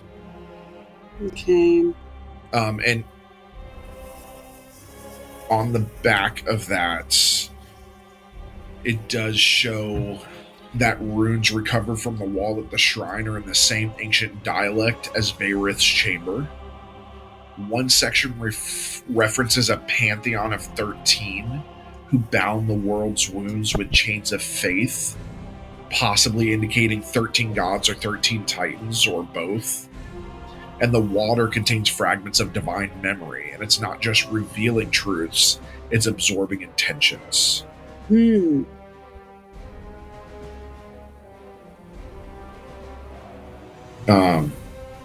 So you get the sense that it's going to take you about 6 days to get there on the Skywig. Okay. All right. Assuming Kale didn't know this, I'm going to go tell him immediately. Yep. Kind of like flag him over to somewhere that people won't overhear, since we're keeping everything on the down low. Okay. And then I'll send for everybody. I'll send some scouts to go grab everybody. All right, so a scout comes and grabs each of you and tells you that you're needed in the council chambers.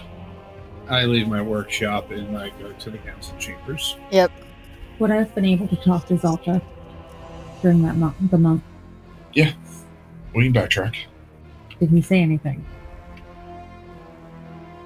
No, actually.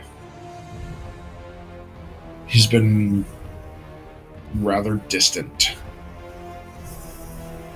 Would I have been able to have reached Nyx at all? You could try. Okay. What would It was... Okay.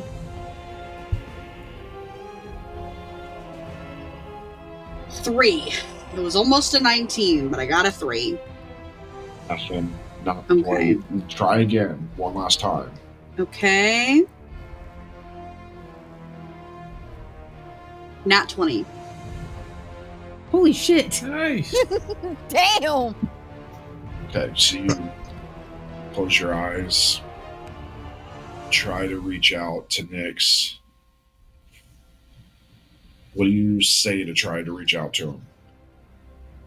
Hey, buddy.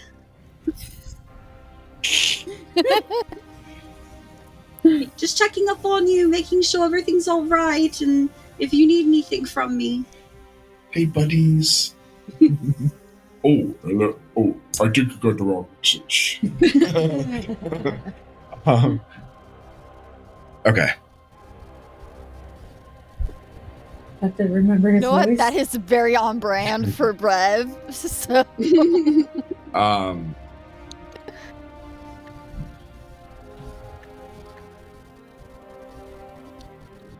Bev, is that you? Yes! I've been trying to reach you. I just suck at it. I'm sorry. Well, shit. It's been a while. It has. Did you find your people? I hope everything's okay. Oh, great. Hold on. And it's just silent for a good, 10 minutes. At a party. Right in front of you. He appears. Jeez! Oh! Surprise! Hi! I hug him. Oh. Yeah. Good to see you, too. I haven't done this voice in a while. The voice has changed a little bit. Listen, I've got a lot of voices in my head. How have you been doing? We're good. Shit's fucking weird out here. It is, and we're making it weirder, I fear. The fuck are you doing? Well, you know that... A lot. Like, V2 now. what? What are you doing? I mean, listen, you're using my power. Oh, we're fixing the world. Okay. That narrows it down. Okay. This is on the down low, but I'm telling you for obvious reasons. We're saving the Titans. Oh. Yeah, the gods enslaved them. Unfortunately. Chains, whips kind of thing. Actually, kind of. Oh, that excites me. But it wasn't fun. It wasn't the fun kind of chains and whips. Yeah. Oh. So we might have pissed off some gods. Well, fuck them. True enough. Not really. You don't want all that in there. Yeah. Well. I'm a spy mistress now. Oh, mistress. Yes, I have a whip and I pull it out. Oh. He just turns around and leans his butt out. You want me to? I will. Do it. Oh. Yeah. That's a little thank you from me to you. That's great.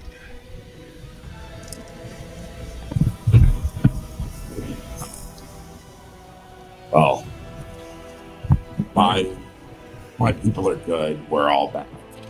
That's wonderful. That's great. I would love to visit sometime. Obviously, Kale's king now, and I kind of work for him. So, as soon as possible, maybe I'll get a vacation. Whenever you guys are busy fucking gods, fucking over gods, just drop on by. I'll teleport you all over. Okay, wonderful. That's great to know. I look forward to it. Me too. I've got to work on... got to work on being scary. Guys, Nyx is cool. He's back. He's here. I walk in. What back?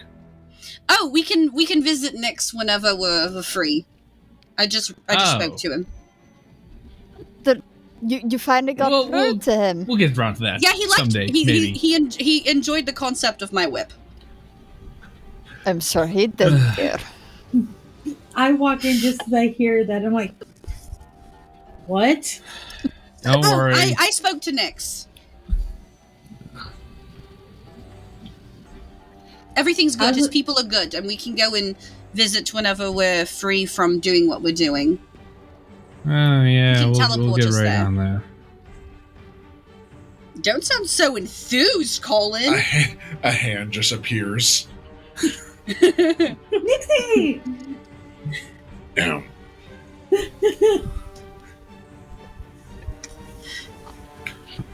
So what's going on? We found another. Oh, another Titan? Yes, Theros, the Weeping Colossus, in Cradlebearer Wastes. It's about 6 days' journey. The last Titan was more like the Earth. He's the water. There was Is a it on the pantheon ocean of again? 13 that bound the world, something like that. It's the same dialect of the things that they found as the last Titan, so this might just be a Titan language. We need to secure the site, investigate the shrine, which is understand, by the way. And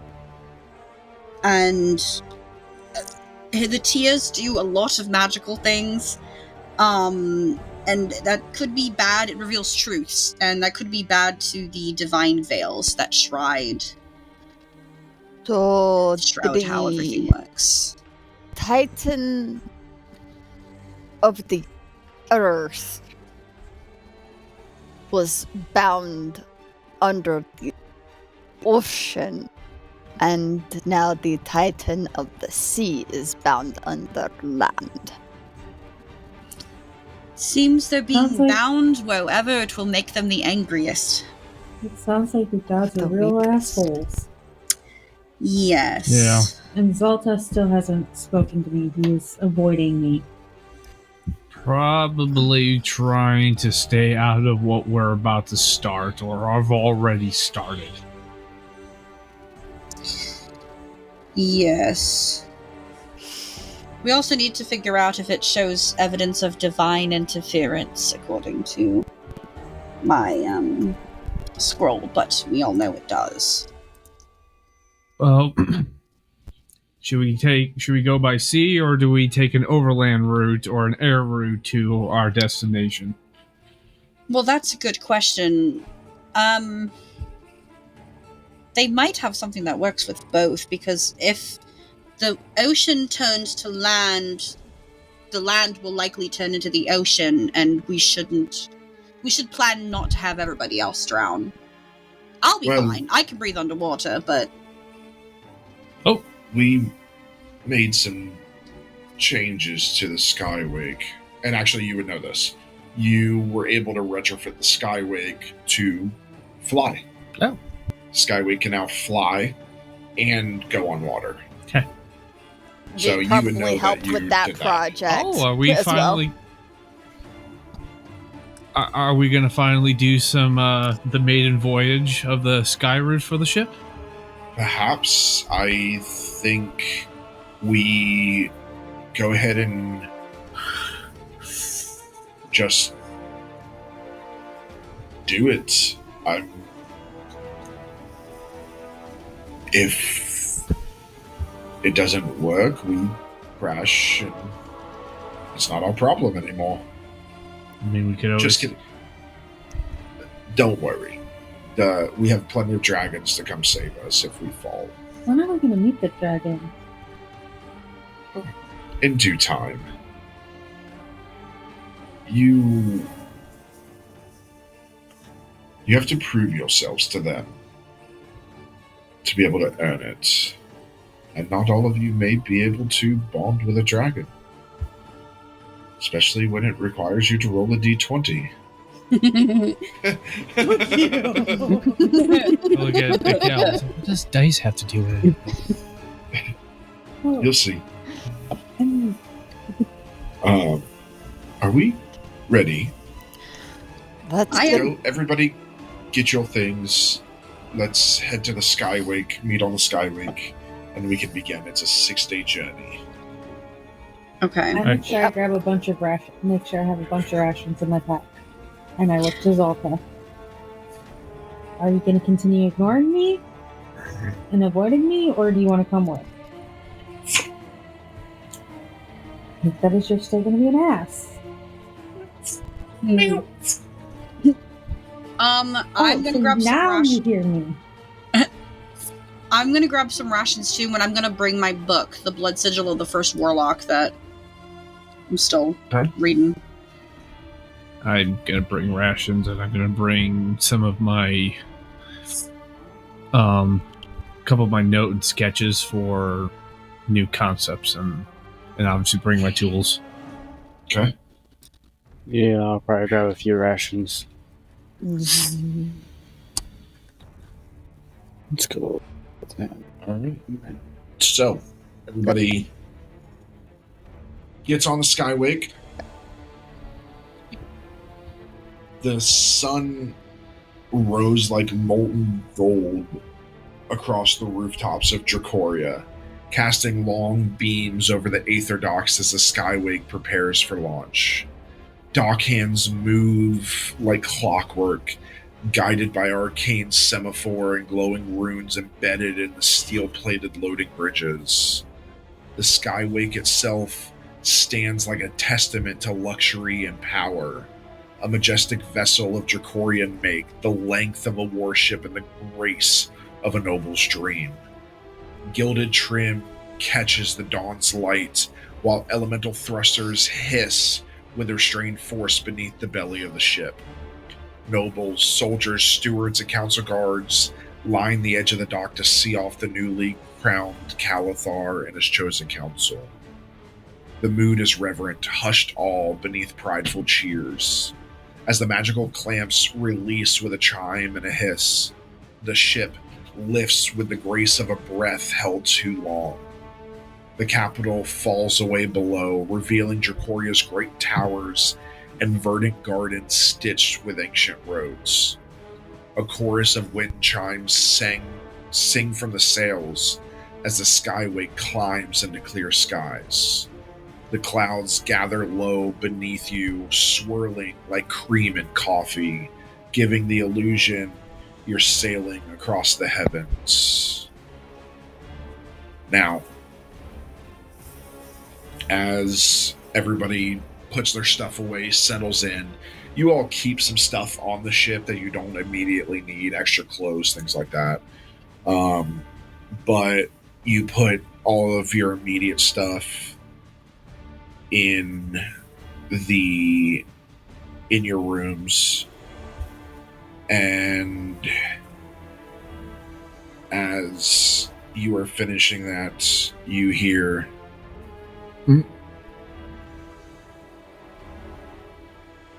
the welcome banquet on the upper deck promenade. Food is ready. So, to celebrate the voyage commencement on the newly created ship, the newly changed ship, a decadent welcome banquet is held on the open-air promenade deck, charmed against wind, heat, and chill by the ship's Magitech shell. Tables of silverleaf wood and floating lanterns stretch across the deck, each centerpiece a glass orb containing a miniature storm cloud, flashing with tiny bolts of harmless lightning in honor of the Storm Crown. Gilded stewards in navy and white livery present each dish with silent efficiency and enchanted strings floating overhead, strumming gentle ambient harmonies. The first dish, appetizer. Saffron poached pears with elderflower cream. Delicate pear halves slow poached in golden saffron nectar are chilled and plated with a rosette of elderflower infused cream. A dusting of candied pine nuts and syrup drizzle made from the starfruit pulp adds brightness and crunch, each bite melting like perfume across the tongue. I take the potion. Okay. Pound 8 or pound, right? Yeah.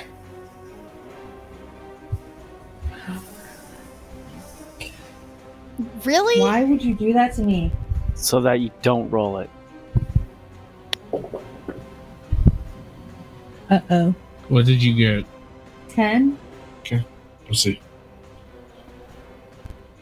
So everybody's delivered their appetizer. This time it's not multiple dishes; it's a single dish per. Yeah, I have. Because you guys are used to the food now. Yeah. I started eating. Okay. And basically, they wait for you to wave for your second course.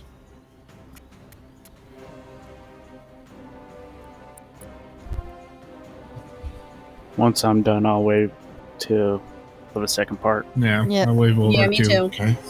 I'd give it a second to see if my stomach's gonna start rumbling. So far, so good. Uh-oh. I wave. Okay. First course. Sequel bisque in obsidian chalice.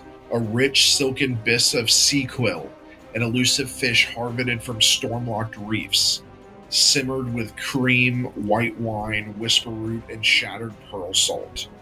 It's poured steaming into carved obsidian gauntlets that retains heat perfectly.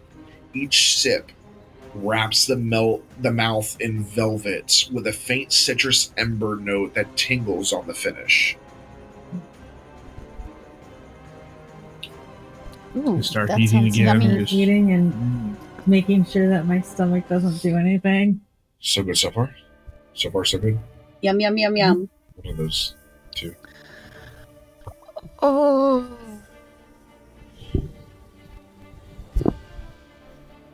We have a lot of hard decisions to make soon, probably. Oh, Yeah. right? Oh, Question is, are we gonna run into a god if we try to free this Titan? honestly, I have no idea what we're going to end up facing on this. All I know is it's not going to be easy. As everybody's talking about the mission, I'm just playing with my food. I look over and notice. I'm like, "You not hungry, honey?" I'll talk later. Okay. I wait for the next course. Mm-hmm. Okay. Same. Same. The main course. Fire-seared duck breasts with plum wine glaze. Duck, aged for 3 days and seared over open aether flame, glazed in a slow-reduced plum wine and dusk honey blend, sliced and fanned over sunburst root puree, earthy, sweet, and dyed the color of twilight. The dish is accompanied by roasted rainbow carrots, brushed with sage butter and a touch of clove. Oh, that sounds so good. This is what happens when you have a trained chef making meals for D&D. We need to write all these down, by the way. I start eating, just enjoying it. Mhm. Finding I'm liking duck. I'm just taking small bites, but also playing with it in between. It's Quackicus. This duck is rather sharp. Okay. 2 more courses. Go ahead and I wait for the wait. next. Not including drinks. Okay. Palate cleanser. Frostberry shard ice. Served in thin crystal bowls. This intermezzo offers a burst of cold, crushed frostberries churned into a frozen foam with whisper mint and a single drop of glimmer wine. It cleanses the tongue, sends a chill down the spine, and briefly fogs the breath. Yeah. Okay. Alright. I try some. Okay. Yeah. I gingerly try it.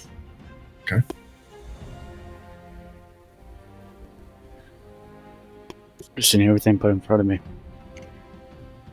Yeah. And then once I'm done, I'm gonna wait for the next course. All right. Last is dessert before the drinks. A crystalline sugar shell with violet gelée. Each of you receives a delicate sphere of spun sugar colored with amethyst shimmer and filled with a liquid center of violet gelée, scented with lemon and elderbark. When cracked with the back of a spoon, the shell shatters like glass and releases a mist of edible perfume.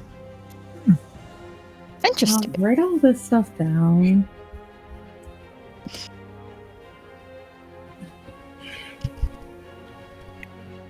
And just an FYI, a gelée is a jelly. It's jelly, something jellied. Okay. Yeah, I figured with jelly. It's the French. And then you are brought drinks. An aerated sparkle mead, crisp, floral, and touched with effervescence. A cognac of the rising storm, served in long-necked flutes swirling with tiny lightning motes. And sunfruit cordial, tart, golden, non-alcoholic, and lightly spiced with cinnamon orchid. Ooh. I take the cognac. Yeah. And I'm just kind of like downing it. I'm gonna take the non-alcoholic one. I look at my wife. I'm like, honey, you need to let that breathe a little. That's a sipping drink, not a pounded back drink. I'm gonna take the mead. I'm just ignoring him. Have you tried my cognac? No. You need to try it. Jesus. And you'll understand. I'll take the non-alcoholic. You'll understand why you don't do that. Oh, I have cognac in the freezer. Okay. As the feast winds down, Kale stands at the head of the table with the sea of sky behind him. The crew toasts not only to the journey ahead, but to the newly crowned king of the council, who stands beside him like a living legend reborn. Above you, stars begin to pierce the twilight, and the Skywake sails on towards forgotten sands and buried truths. So, you get the feeling that, especially on these long journeys, you really only eat once, like one big meal. It helps ration food, but it also helps the staff keep up with everything because this is such a big ship. This is basically a cruise ship. And I'm still grinding out the details of this. So once I'm done grinding out the details, you guys can explore the ship. Because this is massive. I'm creating a cruise ship from scratch. Is there at least a library? There's a lot of stuff. So, day 2. We're basically just going to push through these 6 days. Talk about what you eat. You guys can talk in between the courses if you want, before you wave on the next one. The morning breaks with a gentle shimmer as rays of dawn filter through the arched crystal ceilings of the Skywake's Grand Conservatory. Soft strains of a string quartet echo through the gently swaying corridors as the ship drifts high above a carpet of clouds dyed rose and amber. The wind, tame and muted by arcane dampeners, whispers like a lullaby across the deck, and the scent of dew, fresh linen, and distant citrus fills the air. The council, still adjusting to your new titles and responsibilities, awakened suites adorned with soft spell-woven tapestries and enchanted sun lamps that mimic natural daylight. Servants gently knock on chamber doors with morning gowns pressed, warm water basins steaming, and polished trays of first sips. So basically they bring you morning PJs that are freshly pressed. Your laundry's done here. All your clothes are laundered for you. You guys aren't used to this. No. All your clothes are laundered for you. You're brought warm water basins to clean yourselves. And then you get first sips. So first sips are of your choice. They bring you tea, alcohol, and coffee. And it's your choice of what you drink. Take a sip of tea. Coffee. Coffee. Some tea. Coffee. Man, this really is a change, Beverly. Should have down that alcohol. Yeah. Okay. Character growth, man. So this time, For now. it's a big breakfast. The morning meal is served in the Wind Hall atrium, an open chamber with vaulted domes and magically suspended crystal panels that allow unobstructed views of the sky and drifting flocks of glimmering skyquill birds. A cascading table of skywood and silver runs the center with floral arrangements that subtly move, each blossom repositioning itself to face the seated guest. Small birds land on nearby rails, singing along with a floating harpist drifting above. Your first course is breads and pastries. You are brought gust rolls, flaky spiral pastries layered with lemon wind cream and dusted with snow sugar, filled with candied ginger root and a breeze of seafoam meringue. And then also star-crust scones, crumbly golden scones speckled with dried starfruit, pineberry, and a lacing of elderbark honey glaze served warm with whipped skyclock cream. Taking a scone. Same. Take some scones, too. I'm gonna take a potion. Okay. Roll. Fuck you. 6. Fail. Oh. Fuck. Okay. Yeah, they're gonna wait till you wave. I am still so getting used to I don't all know of what fails, this. do I? No, God no. Yeah, tell me about it, V. I have never. I'm kind of chewing on a scone and I'm reading one of my notebooks.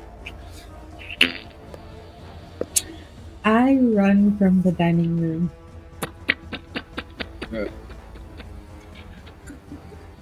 Is there a permanent fix to that issue, or is it just the potion? I think I it's a don't know. push. Maybe that's something we need to figure out. I guess magic Perhaps. can't solve everything. As I keep Maybe we could ask a Titan for help. Yeah, Yeah, help our I friend think- stop I- shitting Cal, I herself, think please. I don't care about the world. Don't fix the world. Fix her stomach. I think the Titans have bigger things to do. As much as I would like it to. All right. Next plates are hot plates. I'm hiding in the room now, not Okay. coming out. Sunroot hash with drizzled aether yolk. A hearty bed of crisp, diced sunroot, blackened sky bulbs, and spiced slivers of cloud hair, topped with a gently cooked egg whose yolk shimmers faintly and pulls like liquid gold. There's also a featherfin omelet, delicately folded omelet made with skyfin fish flakes, speckled worm pepper, and melted storm cheese that arcs faint static with each slice. And then finally, crisp wave bacon. Strips of ripple salted, magically crisped drake belly, alternating layers of chew and crunch with a smoky sweet glaze and a flick of chili spice dust. Taking some of that bacon and the first thing. Big bacon thing. I'm gonna have some of them eggs. Omelette. Mm-hmm. Okay. You got one more course and then beverages. So to round it off, some fruits and light fare. Sky melon petals, translucent slices of the ultra-thin sky fruit melon, drizzled in shimmerberry syrup and garnished with white fire mint leaves that leaves a cooling tingle on the tongue. and then gilded citrus bloom. Segments of rare citrus peeled and reassembled with sugared rind cap fungus and a delicate powdering of crystal zest. Each bite carries sweet warmth with a hint of spice. Write all these down. And I start making the cookbook. Mm-hmm. And then finally, beverages are brought. Stormwake tea. A dark, steeped brew of thunderleaf and dusk petal with tiny eddies swirling in the cup. Known to invigorate and clear the senses with a subtle electric bite. You're also brought Tempest fruit juice. Freshly pressed from the rare Tempest fruit, this drink glows faintly and shifts in flavor between tart orange and floral passion depending on sip order. And then finally, steam brew coffee. Strong, nutty, and touched with aether cream, poured in lattice sigils that dance until the first sip is taken. I have some juice. Delicious. Yep. Yes. Okay. And just kind of run through what you guys do throughout day 2. There's basically whatever you want on the ship. There's stuff for fun, there's stuff for study, all of that. I kind of find like a little place where I can set up my own little workshop area. Oh, you have one on there. Then I'm in there going over note sketches, plans for infrastructure for the city, and other defensive measures. I have keep sketching improvements on a new design for a submersible that I had ideas for, and ways to build and things like that. I'm just kind of going over stuff. My little inventor mind is designing stuff. Okay. I'm hiding. Of not being able to process the dairy properly. And being embarrassed as fuck. I'm gonna go find Arthur. Arthur's in the training hall, and if they're soldiers, they'd be training too. I'm reading my warlock book that I'm delving into, my blood sigil book. Okay. Arthur. I'm gonna hold up my hand to pause probably whatever spire marches are going on and look to V. Yes? When you get the time, let's talk. About? I think you know. About? Did you really want me to say in front of your men? I mean, if it has nothing to do about them, then what would they know about it? Your past. My past is in the past, long dead and burning.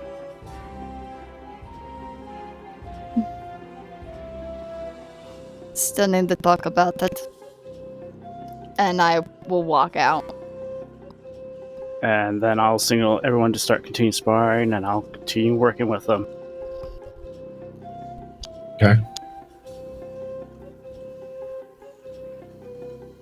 I'd probably have books on like the astral and stuff like that. I don't know more about it.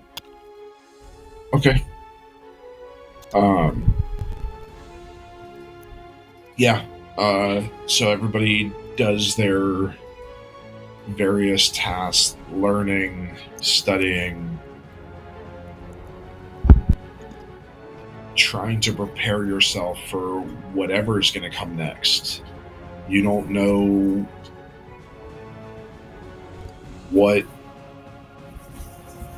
what's coming. Mm-hmm. This is all new to you. So, with that, everybody sleeps. By the way, if you haven't taken a long rest and you need to, go ahead and do that. Should have done that before. Kill those two. Okay. Alright, so Day 3. The skywake stirs with the hush of early morning. The soft tremble of its engines resonates through the halls like a distant heartbeat. Outside, the skies darken slightly. Storm clouds roll lazily along the horizon like ink in water. But above it all, the ship soars undisturbed, its arcane shielding gently humming, repelling the world below. And it's a nice reprieve. You're used to, on like the bread and cheese, being attacked randomly or whatever. You're invisible. You can't be seen, so you don't have that issue. Today was a day of quiet reflection and simmering energy. A few of you piecing together whispers of old titans and hidden gods, gravity of your path, settling like morning mists. And yet, with tension came tradition. Day 3 aboard the Skywake is always dedicated to the Feast of Embers and Echoes, a celebration of memory, legacy, and the unknown path ahead. So, you're all escorted into the Emberglass Hall. It's a jewel of a chamber nestled near the Skywake's lower mid-deck, crafted from flame-kissed brass and heat-treated crystal. The chamber shimmers in the morning light, catching every flicker of fire from the enchanted braziers in its walls. Tables of dark rosewood stretch beneath hanging lanterns that pulse like slow heartbeats. Warmth pervades the space, not heat, but the feeling of being wrapped in a wool cloak near a hearth. Gentle ancestral music drifts in from a trio of fire flutes, each carved from dragon bone and charred oak. Alright, first course is breads and bakes. Go ahead and roll. I'm running out of the room. Okay. I got a natural 1. Oh, shit. That was going to be explosive diarrhea. I sprint. You seen, like, scary movie where they make fun of The Exorcist and she's like, "Bleh." Yeah, that's your asshole. I think that's kind of covered up with... Okay, so first is char spice loaves. Mini rustic breads infused with cinnamon ash, emberberry puree, and volcanic salt. Each slice leaves off the faintest trail of steam when torn. Then there's ash root flat cakes. Grilled to crispy perfection, these savory cakes are made with mashed ash root and flecked with glimmer shard, thin mineral crystals that gives a crackling texture. And then finally, phoenix horn rolls. Soft inside, seared golden outside, with streaks of sunrise jelly and a subtle fire clove finish. The shape mimics the curled horn of a mythical firebird. I have some fly cakes. Okay. Yeah, I'm already out of the room. I think you should Probably to the next... Probably off the ship at this point. Just throwing yourself off. Yep. Can't do that, unfortunately. No yeeting. There's literally a barrier to prevent that. They've had an issue before. There's a sign up there that says, like, 1,000 days since last yeeting. Jesus. As B just tries to yeet. Broken nose. Just shit yourself everywhere. Okay, hot dishes. Molten egg nest. A bed of crisped cherished noodles wrapped around a gently simmered egg whose yolk runs like lava when pierced, topped with spiced male fern. Then a blister crust skillet, a medley of blackened meats, smoked lamb, ember hen, and sun stag with seared root vegetables and volcanic butter, served in sizzling hot iron pans enchanted never to burn the table. And then finally, flame fruit and ironbark hash. Sweet and smoky, this blend combines spicy flame fruit with sauteed ironbark fungus and blue fire onions that turns translucent when perfectly cooked. Yum. Yum, I yum, have yum. some eggs. What was the last one you said? The flame fruit and ironbark hash. have that too. I'm gonna have some eggs in the skillet. Okay. Fruits and sweets. Fire-kissed figs. Split and roasted over flicker flame coals, filled with bramble nut cream and drizzled with scorpion honey. And then blazement citrus cups. Hollowed blood oranges filled with minted cream, cooled by cryogel beads to create alternating flashes of heat and chill on the tongue.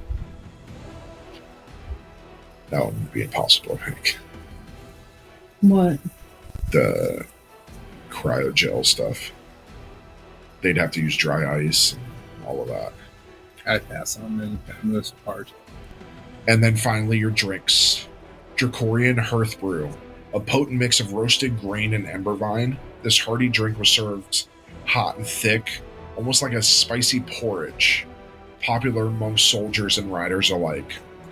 Then a cinderberry elixir, rich red in hue, lightly carbonated with crushed ashberry and a whisper of smokewood extract. And then Crimmerai milk, lactose-free.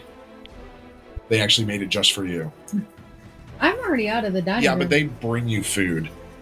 Creamy oat To and your nut toilet. blend flavored with sun vanilla and a hint of stardust, enchanted to settle the stomach and carry no curse of milk. I'm in the bathroom right now, so I don't have any of that. Well, they just leave it at the door. What do you guys do throughout the day? First, I'd make sure my wife is okay. Honey, you alive? Kill me? Did I tell you that they're communal bathrooms? I'm kidding. Oh my god, I was gonna have Beverly walk into the bathroom and be like, oh my god! What? Who does all you hear is, who does number 2 work for? Like, okay, honey, if you don't feel better in a little while, we'll take you to the on-ship doctor. I am a fucking doctor, you idiot. No, a Yeah. real doctor. And yet you still seem to be suffering and your condition seems to be getting worse. Fuck the cure for cancer. Figure out the cure for being lactose intolerant. Honey. It's called I can't digest lactose, Okay, do you want me Which to is a protein. do you want me to create you an artificial stomach that'll cure you of that problem? You're not Like the coming iron lung? Iron stomach. Just laying in a thing. You Oh are my not God. coming anywhere near me with something Androids? like that. Okay, well, I'm just trying to make sure you're okay.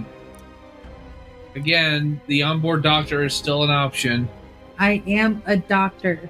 and yet you still suffer as I walk away. I keep don't reading know my why book. I married that man. It's like saying a pharmacist is a doctor. Damn. You were literally working on plants. It's like saying a pharmacist is a doctor. I go back to my workshop and I keep going over and making improvements on some of the designs. I'm actually gonna go look for V. You eventually hear a knock on the door. Yeah. Am I out of the bathroom at this point? Oh yeah. I'm just laying on the bed. Yes. Something for you, madam. I'll leave it at the door. And they leave. I painfully crawl myself out of bed Okay. and go look at what they left. And you see a silver tray. There is a large elixir, like a potion bottle, and a card next to it. I pick it up and bring it into the room, Okay. and I read the card. Okay. It says on the top, it says Muvana, the lactose liberation elixir.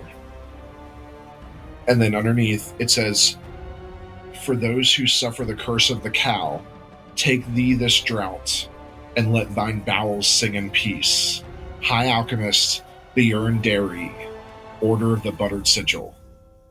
You fucking asshole. And then it tells you how it works. Muvana uses a rare blend of alchemically reactive herbals and arcanobiotic enzymes that mimic the function of lactase, while shielding the gut from dairy arcane irritants. It operates in 3 stages. The glyph of grazing calm. It calms the stomach with magically suspended peppermint essence and a pinch of powdered crystal grass from Caliathan High Meadows. A curdle breaker enzymatic surge, synthesized from goat chimeric glands and fermented moon milk. This phase dissolves lactose like a mimic devouring cheese wheels. And then the blessed flatulence ward. A gentle blue sigil forms temporarily on the user's abdomen, humming faintly and preventing social disruptions. It tells you to shake vigorously until the bottle moves softly. Drink exactly 1 sip before eating dairy. And a second sip after may be required for cheese-heavy indulgences. But this one does not make you roll. And actually, you have the opportunity to roll. A failure doesn't mean that this doesn't work, but if you ever roll a natural 20, it cures you permanently. Hopefully you get a natural 20. Yeah, I'm like,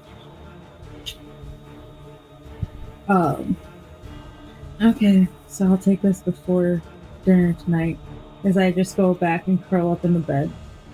Okay. All right, so day 4. The morning begins not with the bustle of servers or the soft chiming of enchanted bells, but with silence.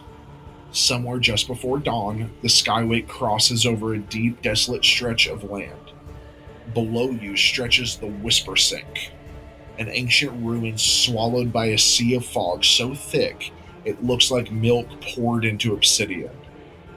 Winds churn sluggishly beneath the ship, dragging with them voices, faint murmurs with no clear source. Many aboard claim they hear their own names. The arcane shielding shimmers with unusual static. Faint pulses of energy dances along the runes carved into the ship's hull. The crew is on edge. And so, to combat the unnatural air clinging to the journey, Calathar calls for the breakfast of comfort and clarity, a culinary answer to unease. He invites everybody to the Dawnhearth Lounge, one of the coziest spaces aboard the Skywake, with sun-dappled curtains, low-cushioned seating, and warm enchanted braziers giving off the scent of pine and citrus. It feels less like a ship and more like a noble sitting room far from the world's edge. Today, gentle lyre music plays over the faint hum of the engines. The food has been carefully curated to ground the soul and lighten the heart. First, breads and comforts. I'm gonna shake it, wait to hear the moo, and I'm gonna take a sip. And everybody can hear the moo. The hell? Well, thankfully, You can't fail it. 6. Okay. You're just not permanently cured. You just got to keep taking it.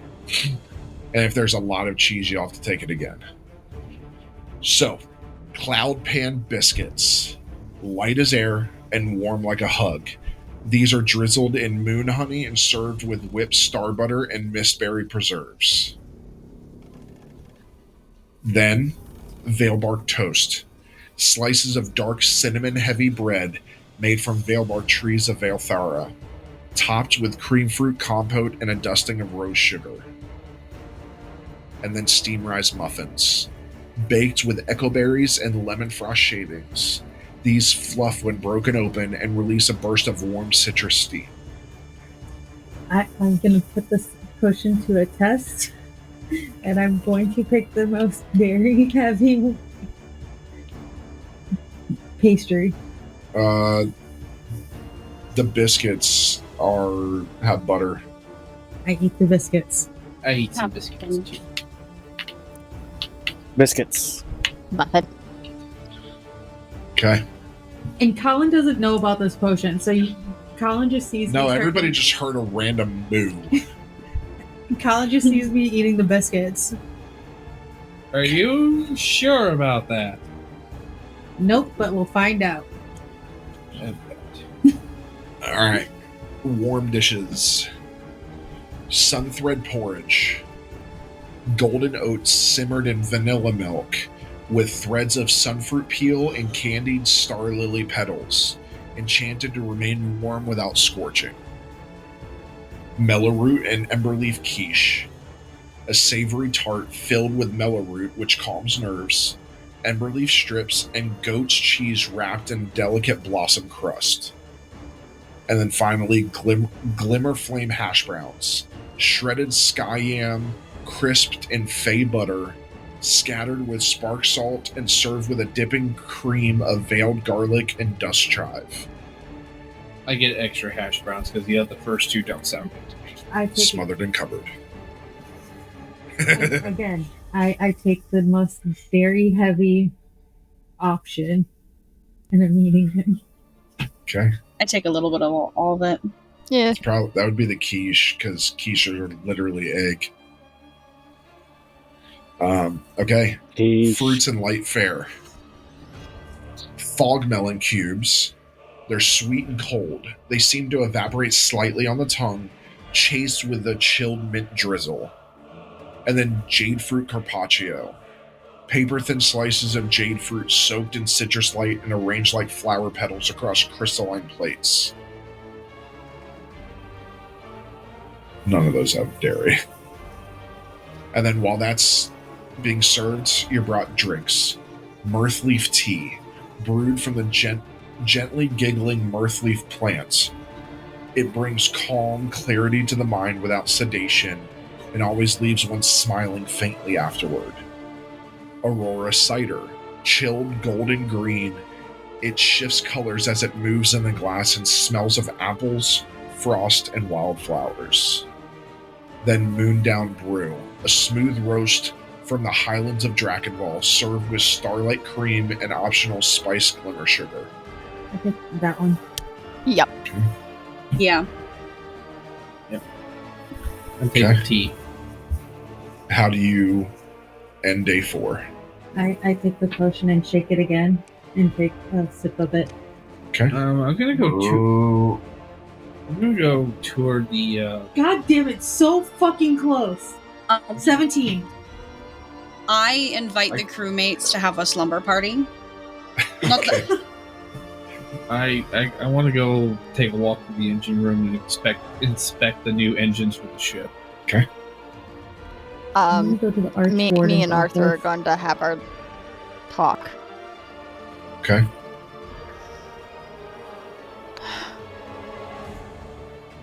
Hey, Arthur.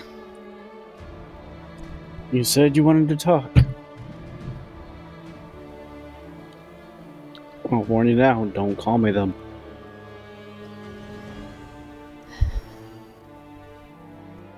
That's kind of why I wanted to talk to you. Because part of why I don't like you. I'm an ass. That too. But I'm not shy about killing your families. absolutely that.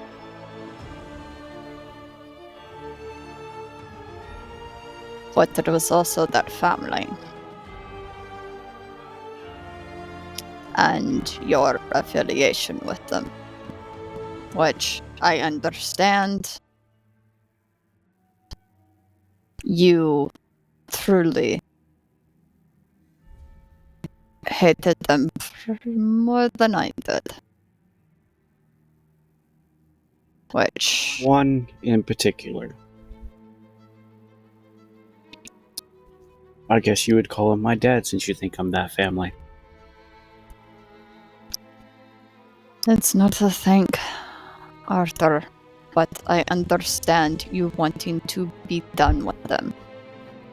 I understand that. They were Then we, horrible. word of advice. It's the past. Leave it there.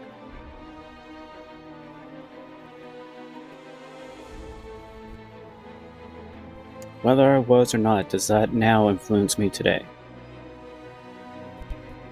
I don't know. Somewhat.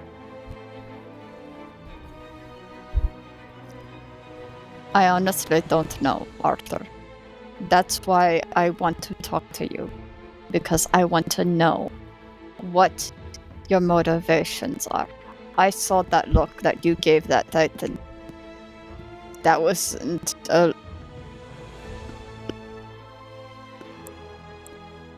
You mean wanting to wake it up? Letting that put it down pay for their crime? It also looked like you wanted power. Do I want its power? No. It's nature-based. Do I really look like that type? You're a fire genasi? No, he's a Dragonborn. You're Dragonborn. You're right. Same difference. I mean, you're a fire Dragonborn. What can fire do? Burn everything to ash, for one. And what can happen after? The regrowth. I've always told you guys, I did it so that the world can grow again. So, fire destroys, yes, but it brings life back into others. Don't bring up my past again, or it will just be destruction. Alright. And I'm gonna turn around and walk on out. Okay. So we're gonna skip ahead to day 6 just to kill the monotony. Yeah. Just to kill the monotony, because day 6 is when we're landing. Do. Mana. Okay. So, as dawn breaks over the cinder expanse, a vast flatland of shimmering obsidian sand and dry glass dunes, the Skywake begins its final descent toward your next destination, a fractured peninsula known as Faerun's Reach, said to cradle the remnants of a once slumbering titan. The sky is unusually clear, streaked with delicate orange and pale rose, as if the world itself holds its breath. You awake to an uncanny stillness. The ship moves in near silence, the wind unusually calm. Even the ever-churning engines of the Skywake thumbs at half their usual pulse, as though the vessel respects what lays ahead. In this quiet reverence, the final day's meal is served. Held not in the dining halls, but on the upper sundeck, under a magically extended dome of air and warmth, a floating banquet table carved from driftwood and veined with star metal hovers just above the deck's surface. It reflects the rising light like fire on still water. The morning's meal is a farewell, an exhale of comfort before descent into uncertainty. So breads. Star-folded croissants. Okay. Star-folded croissants, delicate, multi-layered, and dusted with pale citrus sugar, their centers filled with frost fig jam and airy white chocolate creme. Cloud bloom biscuits, lightly sweet skyflower biscuits served warm with lavender honey butter and crushed candied petals. And ambergrit toasts, slices of hearthseed bread topped with whipped goat cheese, roasted cherry pear slivers, and a drizzle of pine sap reduction. That was toast. That sounds delicious. Have some toast. At this point, I would have told Colin about the potion or the elixir. Ooh. No, this is a good thing. So I Yeah. don't have to run from the back to the bathroom embarrassed. Until you build up an immunity to this and it stops working. Core dishes. Sunfire omelets. Made with gold orange eggs from sky-roosted firebirds, folded around roasted green pepper, soft cave cheese, and strips of smoked skyfish. Then, silver mist bacon. Airy thin slices of magically smoked drake belly, seasoned with crystallized ginger and laced with iridescent fat that melts on the tongue. And then luster fruit hash, diced root vegetables roasted in saffron oil with shimmer fruit, giving the dish a subtle glow and a mellow tang. I have bacon and hash. I'm not an omelet person. Gonna have both in character and in real life. Bit of everything.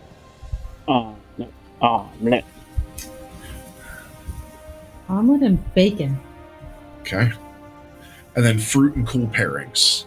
Moon melon spears, long cuts of lunar flesh melon, so cold they leave vapor trails on silver plates, served with minted stardust powder. And then tide berry parfait, layered cream, stewed tide berries, and sugar glass shards, served in glass bowls that sing faint echoing tones when tapped. A little bit of everything. And I only told Colin, I didn't tell anybody else. So while that's being served, you're also getting beverages. A solar elixir, a warm tonic made from cinnamon, golden nectar, and fermented dusk fruit, gently sparking with energy and clarity. Skywake coffee, deep roast with nutty undertones, finished with whipped sweet cream shaped into feathered art. And then morning's kiss, a clear tea of rose water, white lotus, and slivered blue grapes, served with a floating flower petal in every cup. I have some coffee. Coffee. Coffee. Okay. As you eat, the captain steps onto the deck and gives a short nod. We're arriving soon. The scouts call it the Embercoil Ruin. The air's thick with magic. Feels like the world's been holding a grudge here for a long time. I say you gather your gear and get ready. I go and grab some notepad, all my rations, and eat all my other gear. Yep. I go and grab my gear. I go find the doctor that made the elixir. Okay. Thank you. You're welcome. And they just shuffle off. And then I go gather my rations. Doctor? Doctor? Yep, Doctor? Doctor? The other doctor's like, yes. Doctor? Doctor? Pharmacist? So, you gather your gear. The mood shifts from celebratory to pensive. Meals finished with quiet toast and one last round of cradle brew. The skywake begins its gentle descent, wings adjusting, hull shimmering as enchantments engage to soften the landing. Far below, something vast stirs beneath the rock inflamed of Firen's reach. A new journey begins. And as the sun sets over the gold-cracked horizon of Firen's reach, painting the dunes in blood and flame, a sudden silence falls over the world. A stillness so complete it crushes breath from lungs. The wind dies. The murmurs of the city fade. Even the ever-present crackle of the braziers gutters into nothing. And then it begins. A searing pain lances through each of your minds. A thread of invisible fire weaving between all of you, pulling you from your bodies. The vision takes hold, not with whispers or dreams, but with the thunderclap of reality tearing itself open. The sky shatters. You're suspended above Elyndor, far above the clouds, looking down on Dracoria, the shining capital, the jewel of the kingdom. The storm crown glimmers atop the castle spire. The sea laps gently at the cliffside and the city hums with life. Children play in the open courtyards. Merchants haggle. Watchmen in skyborn armor patrol the battlements. And then, a shadow. It begins at the edge of the sky, like ink spilled into water. A slow, curling darkness, not of night, but of nothingness. Stars vanish. The wind becomes a scream. Lightning fractures across the heavens. Forks of violet fire dancing backwards like time rejecting its course. The people of Dracoria look up. They don't understand. They don't have time to. A shape emerges. Titanic, indistinct, shifting like a deep-sea nightmare viewed through broken glass. Its voice is not heard, but felt. A terrible pressure in the blood and soul. An ancient will, vast and unknowable. The sky bleeds, and Dracoria burns. Not in fire, but in unbeing. Towers crumble in silence. Streets unravel into strings of light, then ash. People vanish. Mothers clutching children. Guards drawing swords. Mages reaching for spells gone in a breath. Their echoes swallowed by the void. The storm crown itself explodes in arcane rupture. A pillar of energy roaring upward as if to defy the destruction, only to be crushed by an unseen force that snaps it like brittle glass. The dragons scream. Valtorix calls out across realms in agony. And then, darkness. The vision tightens, pulling inward like the blink of an eye. You're alone. Suspended in the black void, drifting amid embers of memory. Dracoria is gone. Its people, gone. Not even corpses remain. Only the crew aboard the Skywake. You are all that is left. The last of the kingdom. The final heartbeat of a fallen legacy. A voice, soft and low, almost kind. This is mercy. And just before the vision ends, each of you sees it. A single eye, vast and lidless, set in a sea of swirling darkness. It sees you, knows you. And then you wake, gasping, weeping, screaming on the golden stones of Firen's reach. The sky overhead is clear. And you hear, "No. No.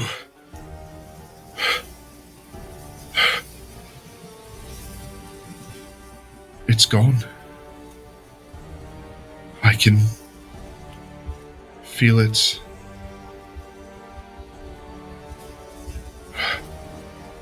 I can...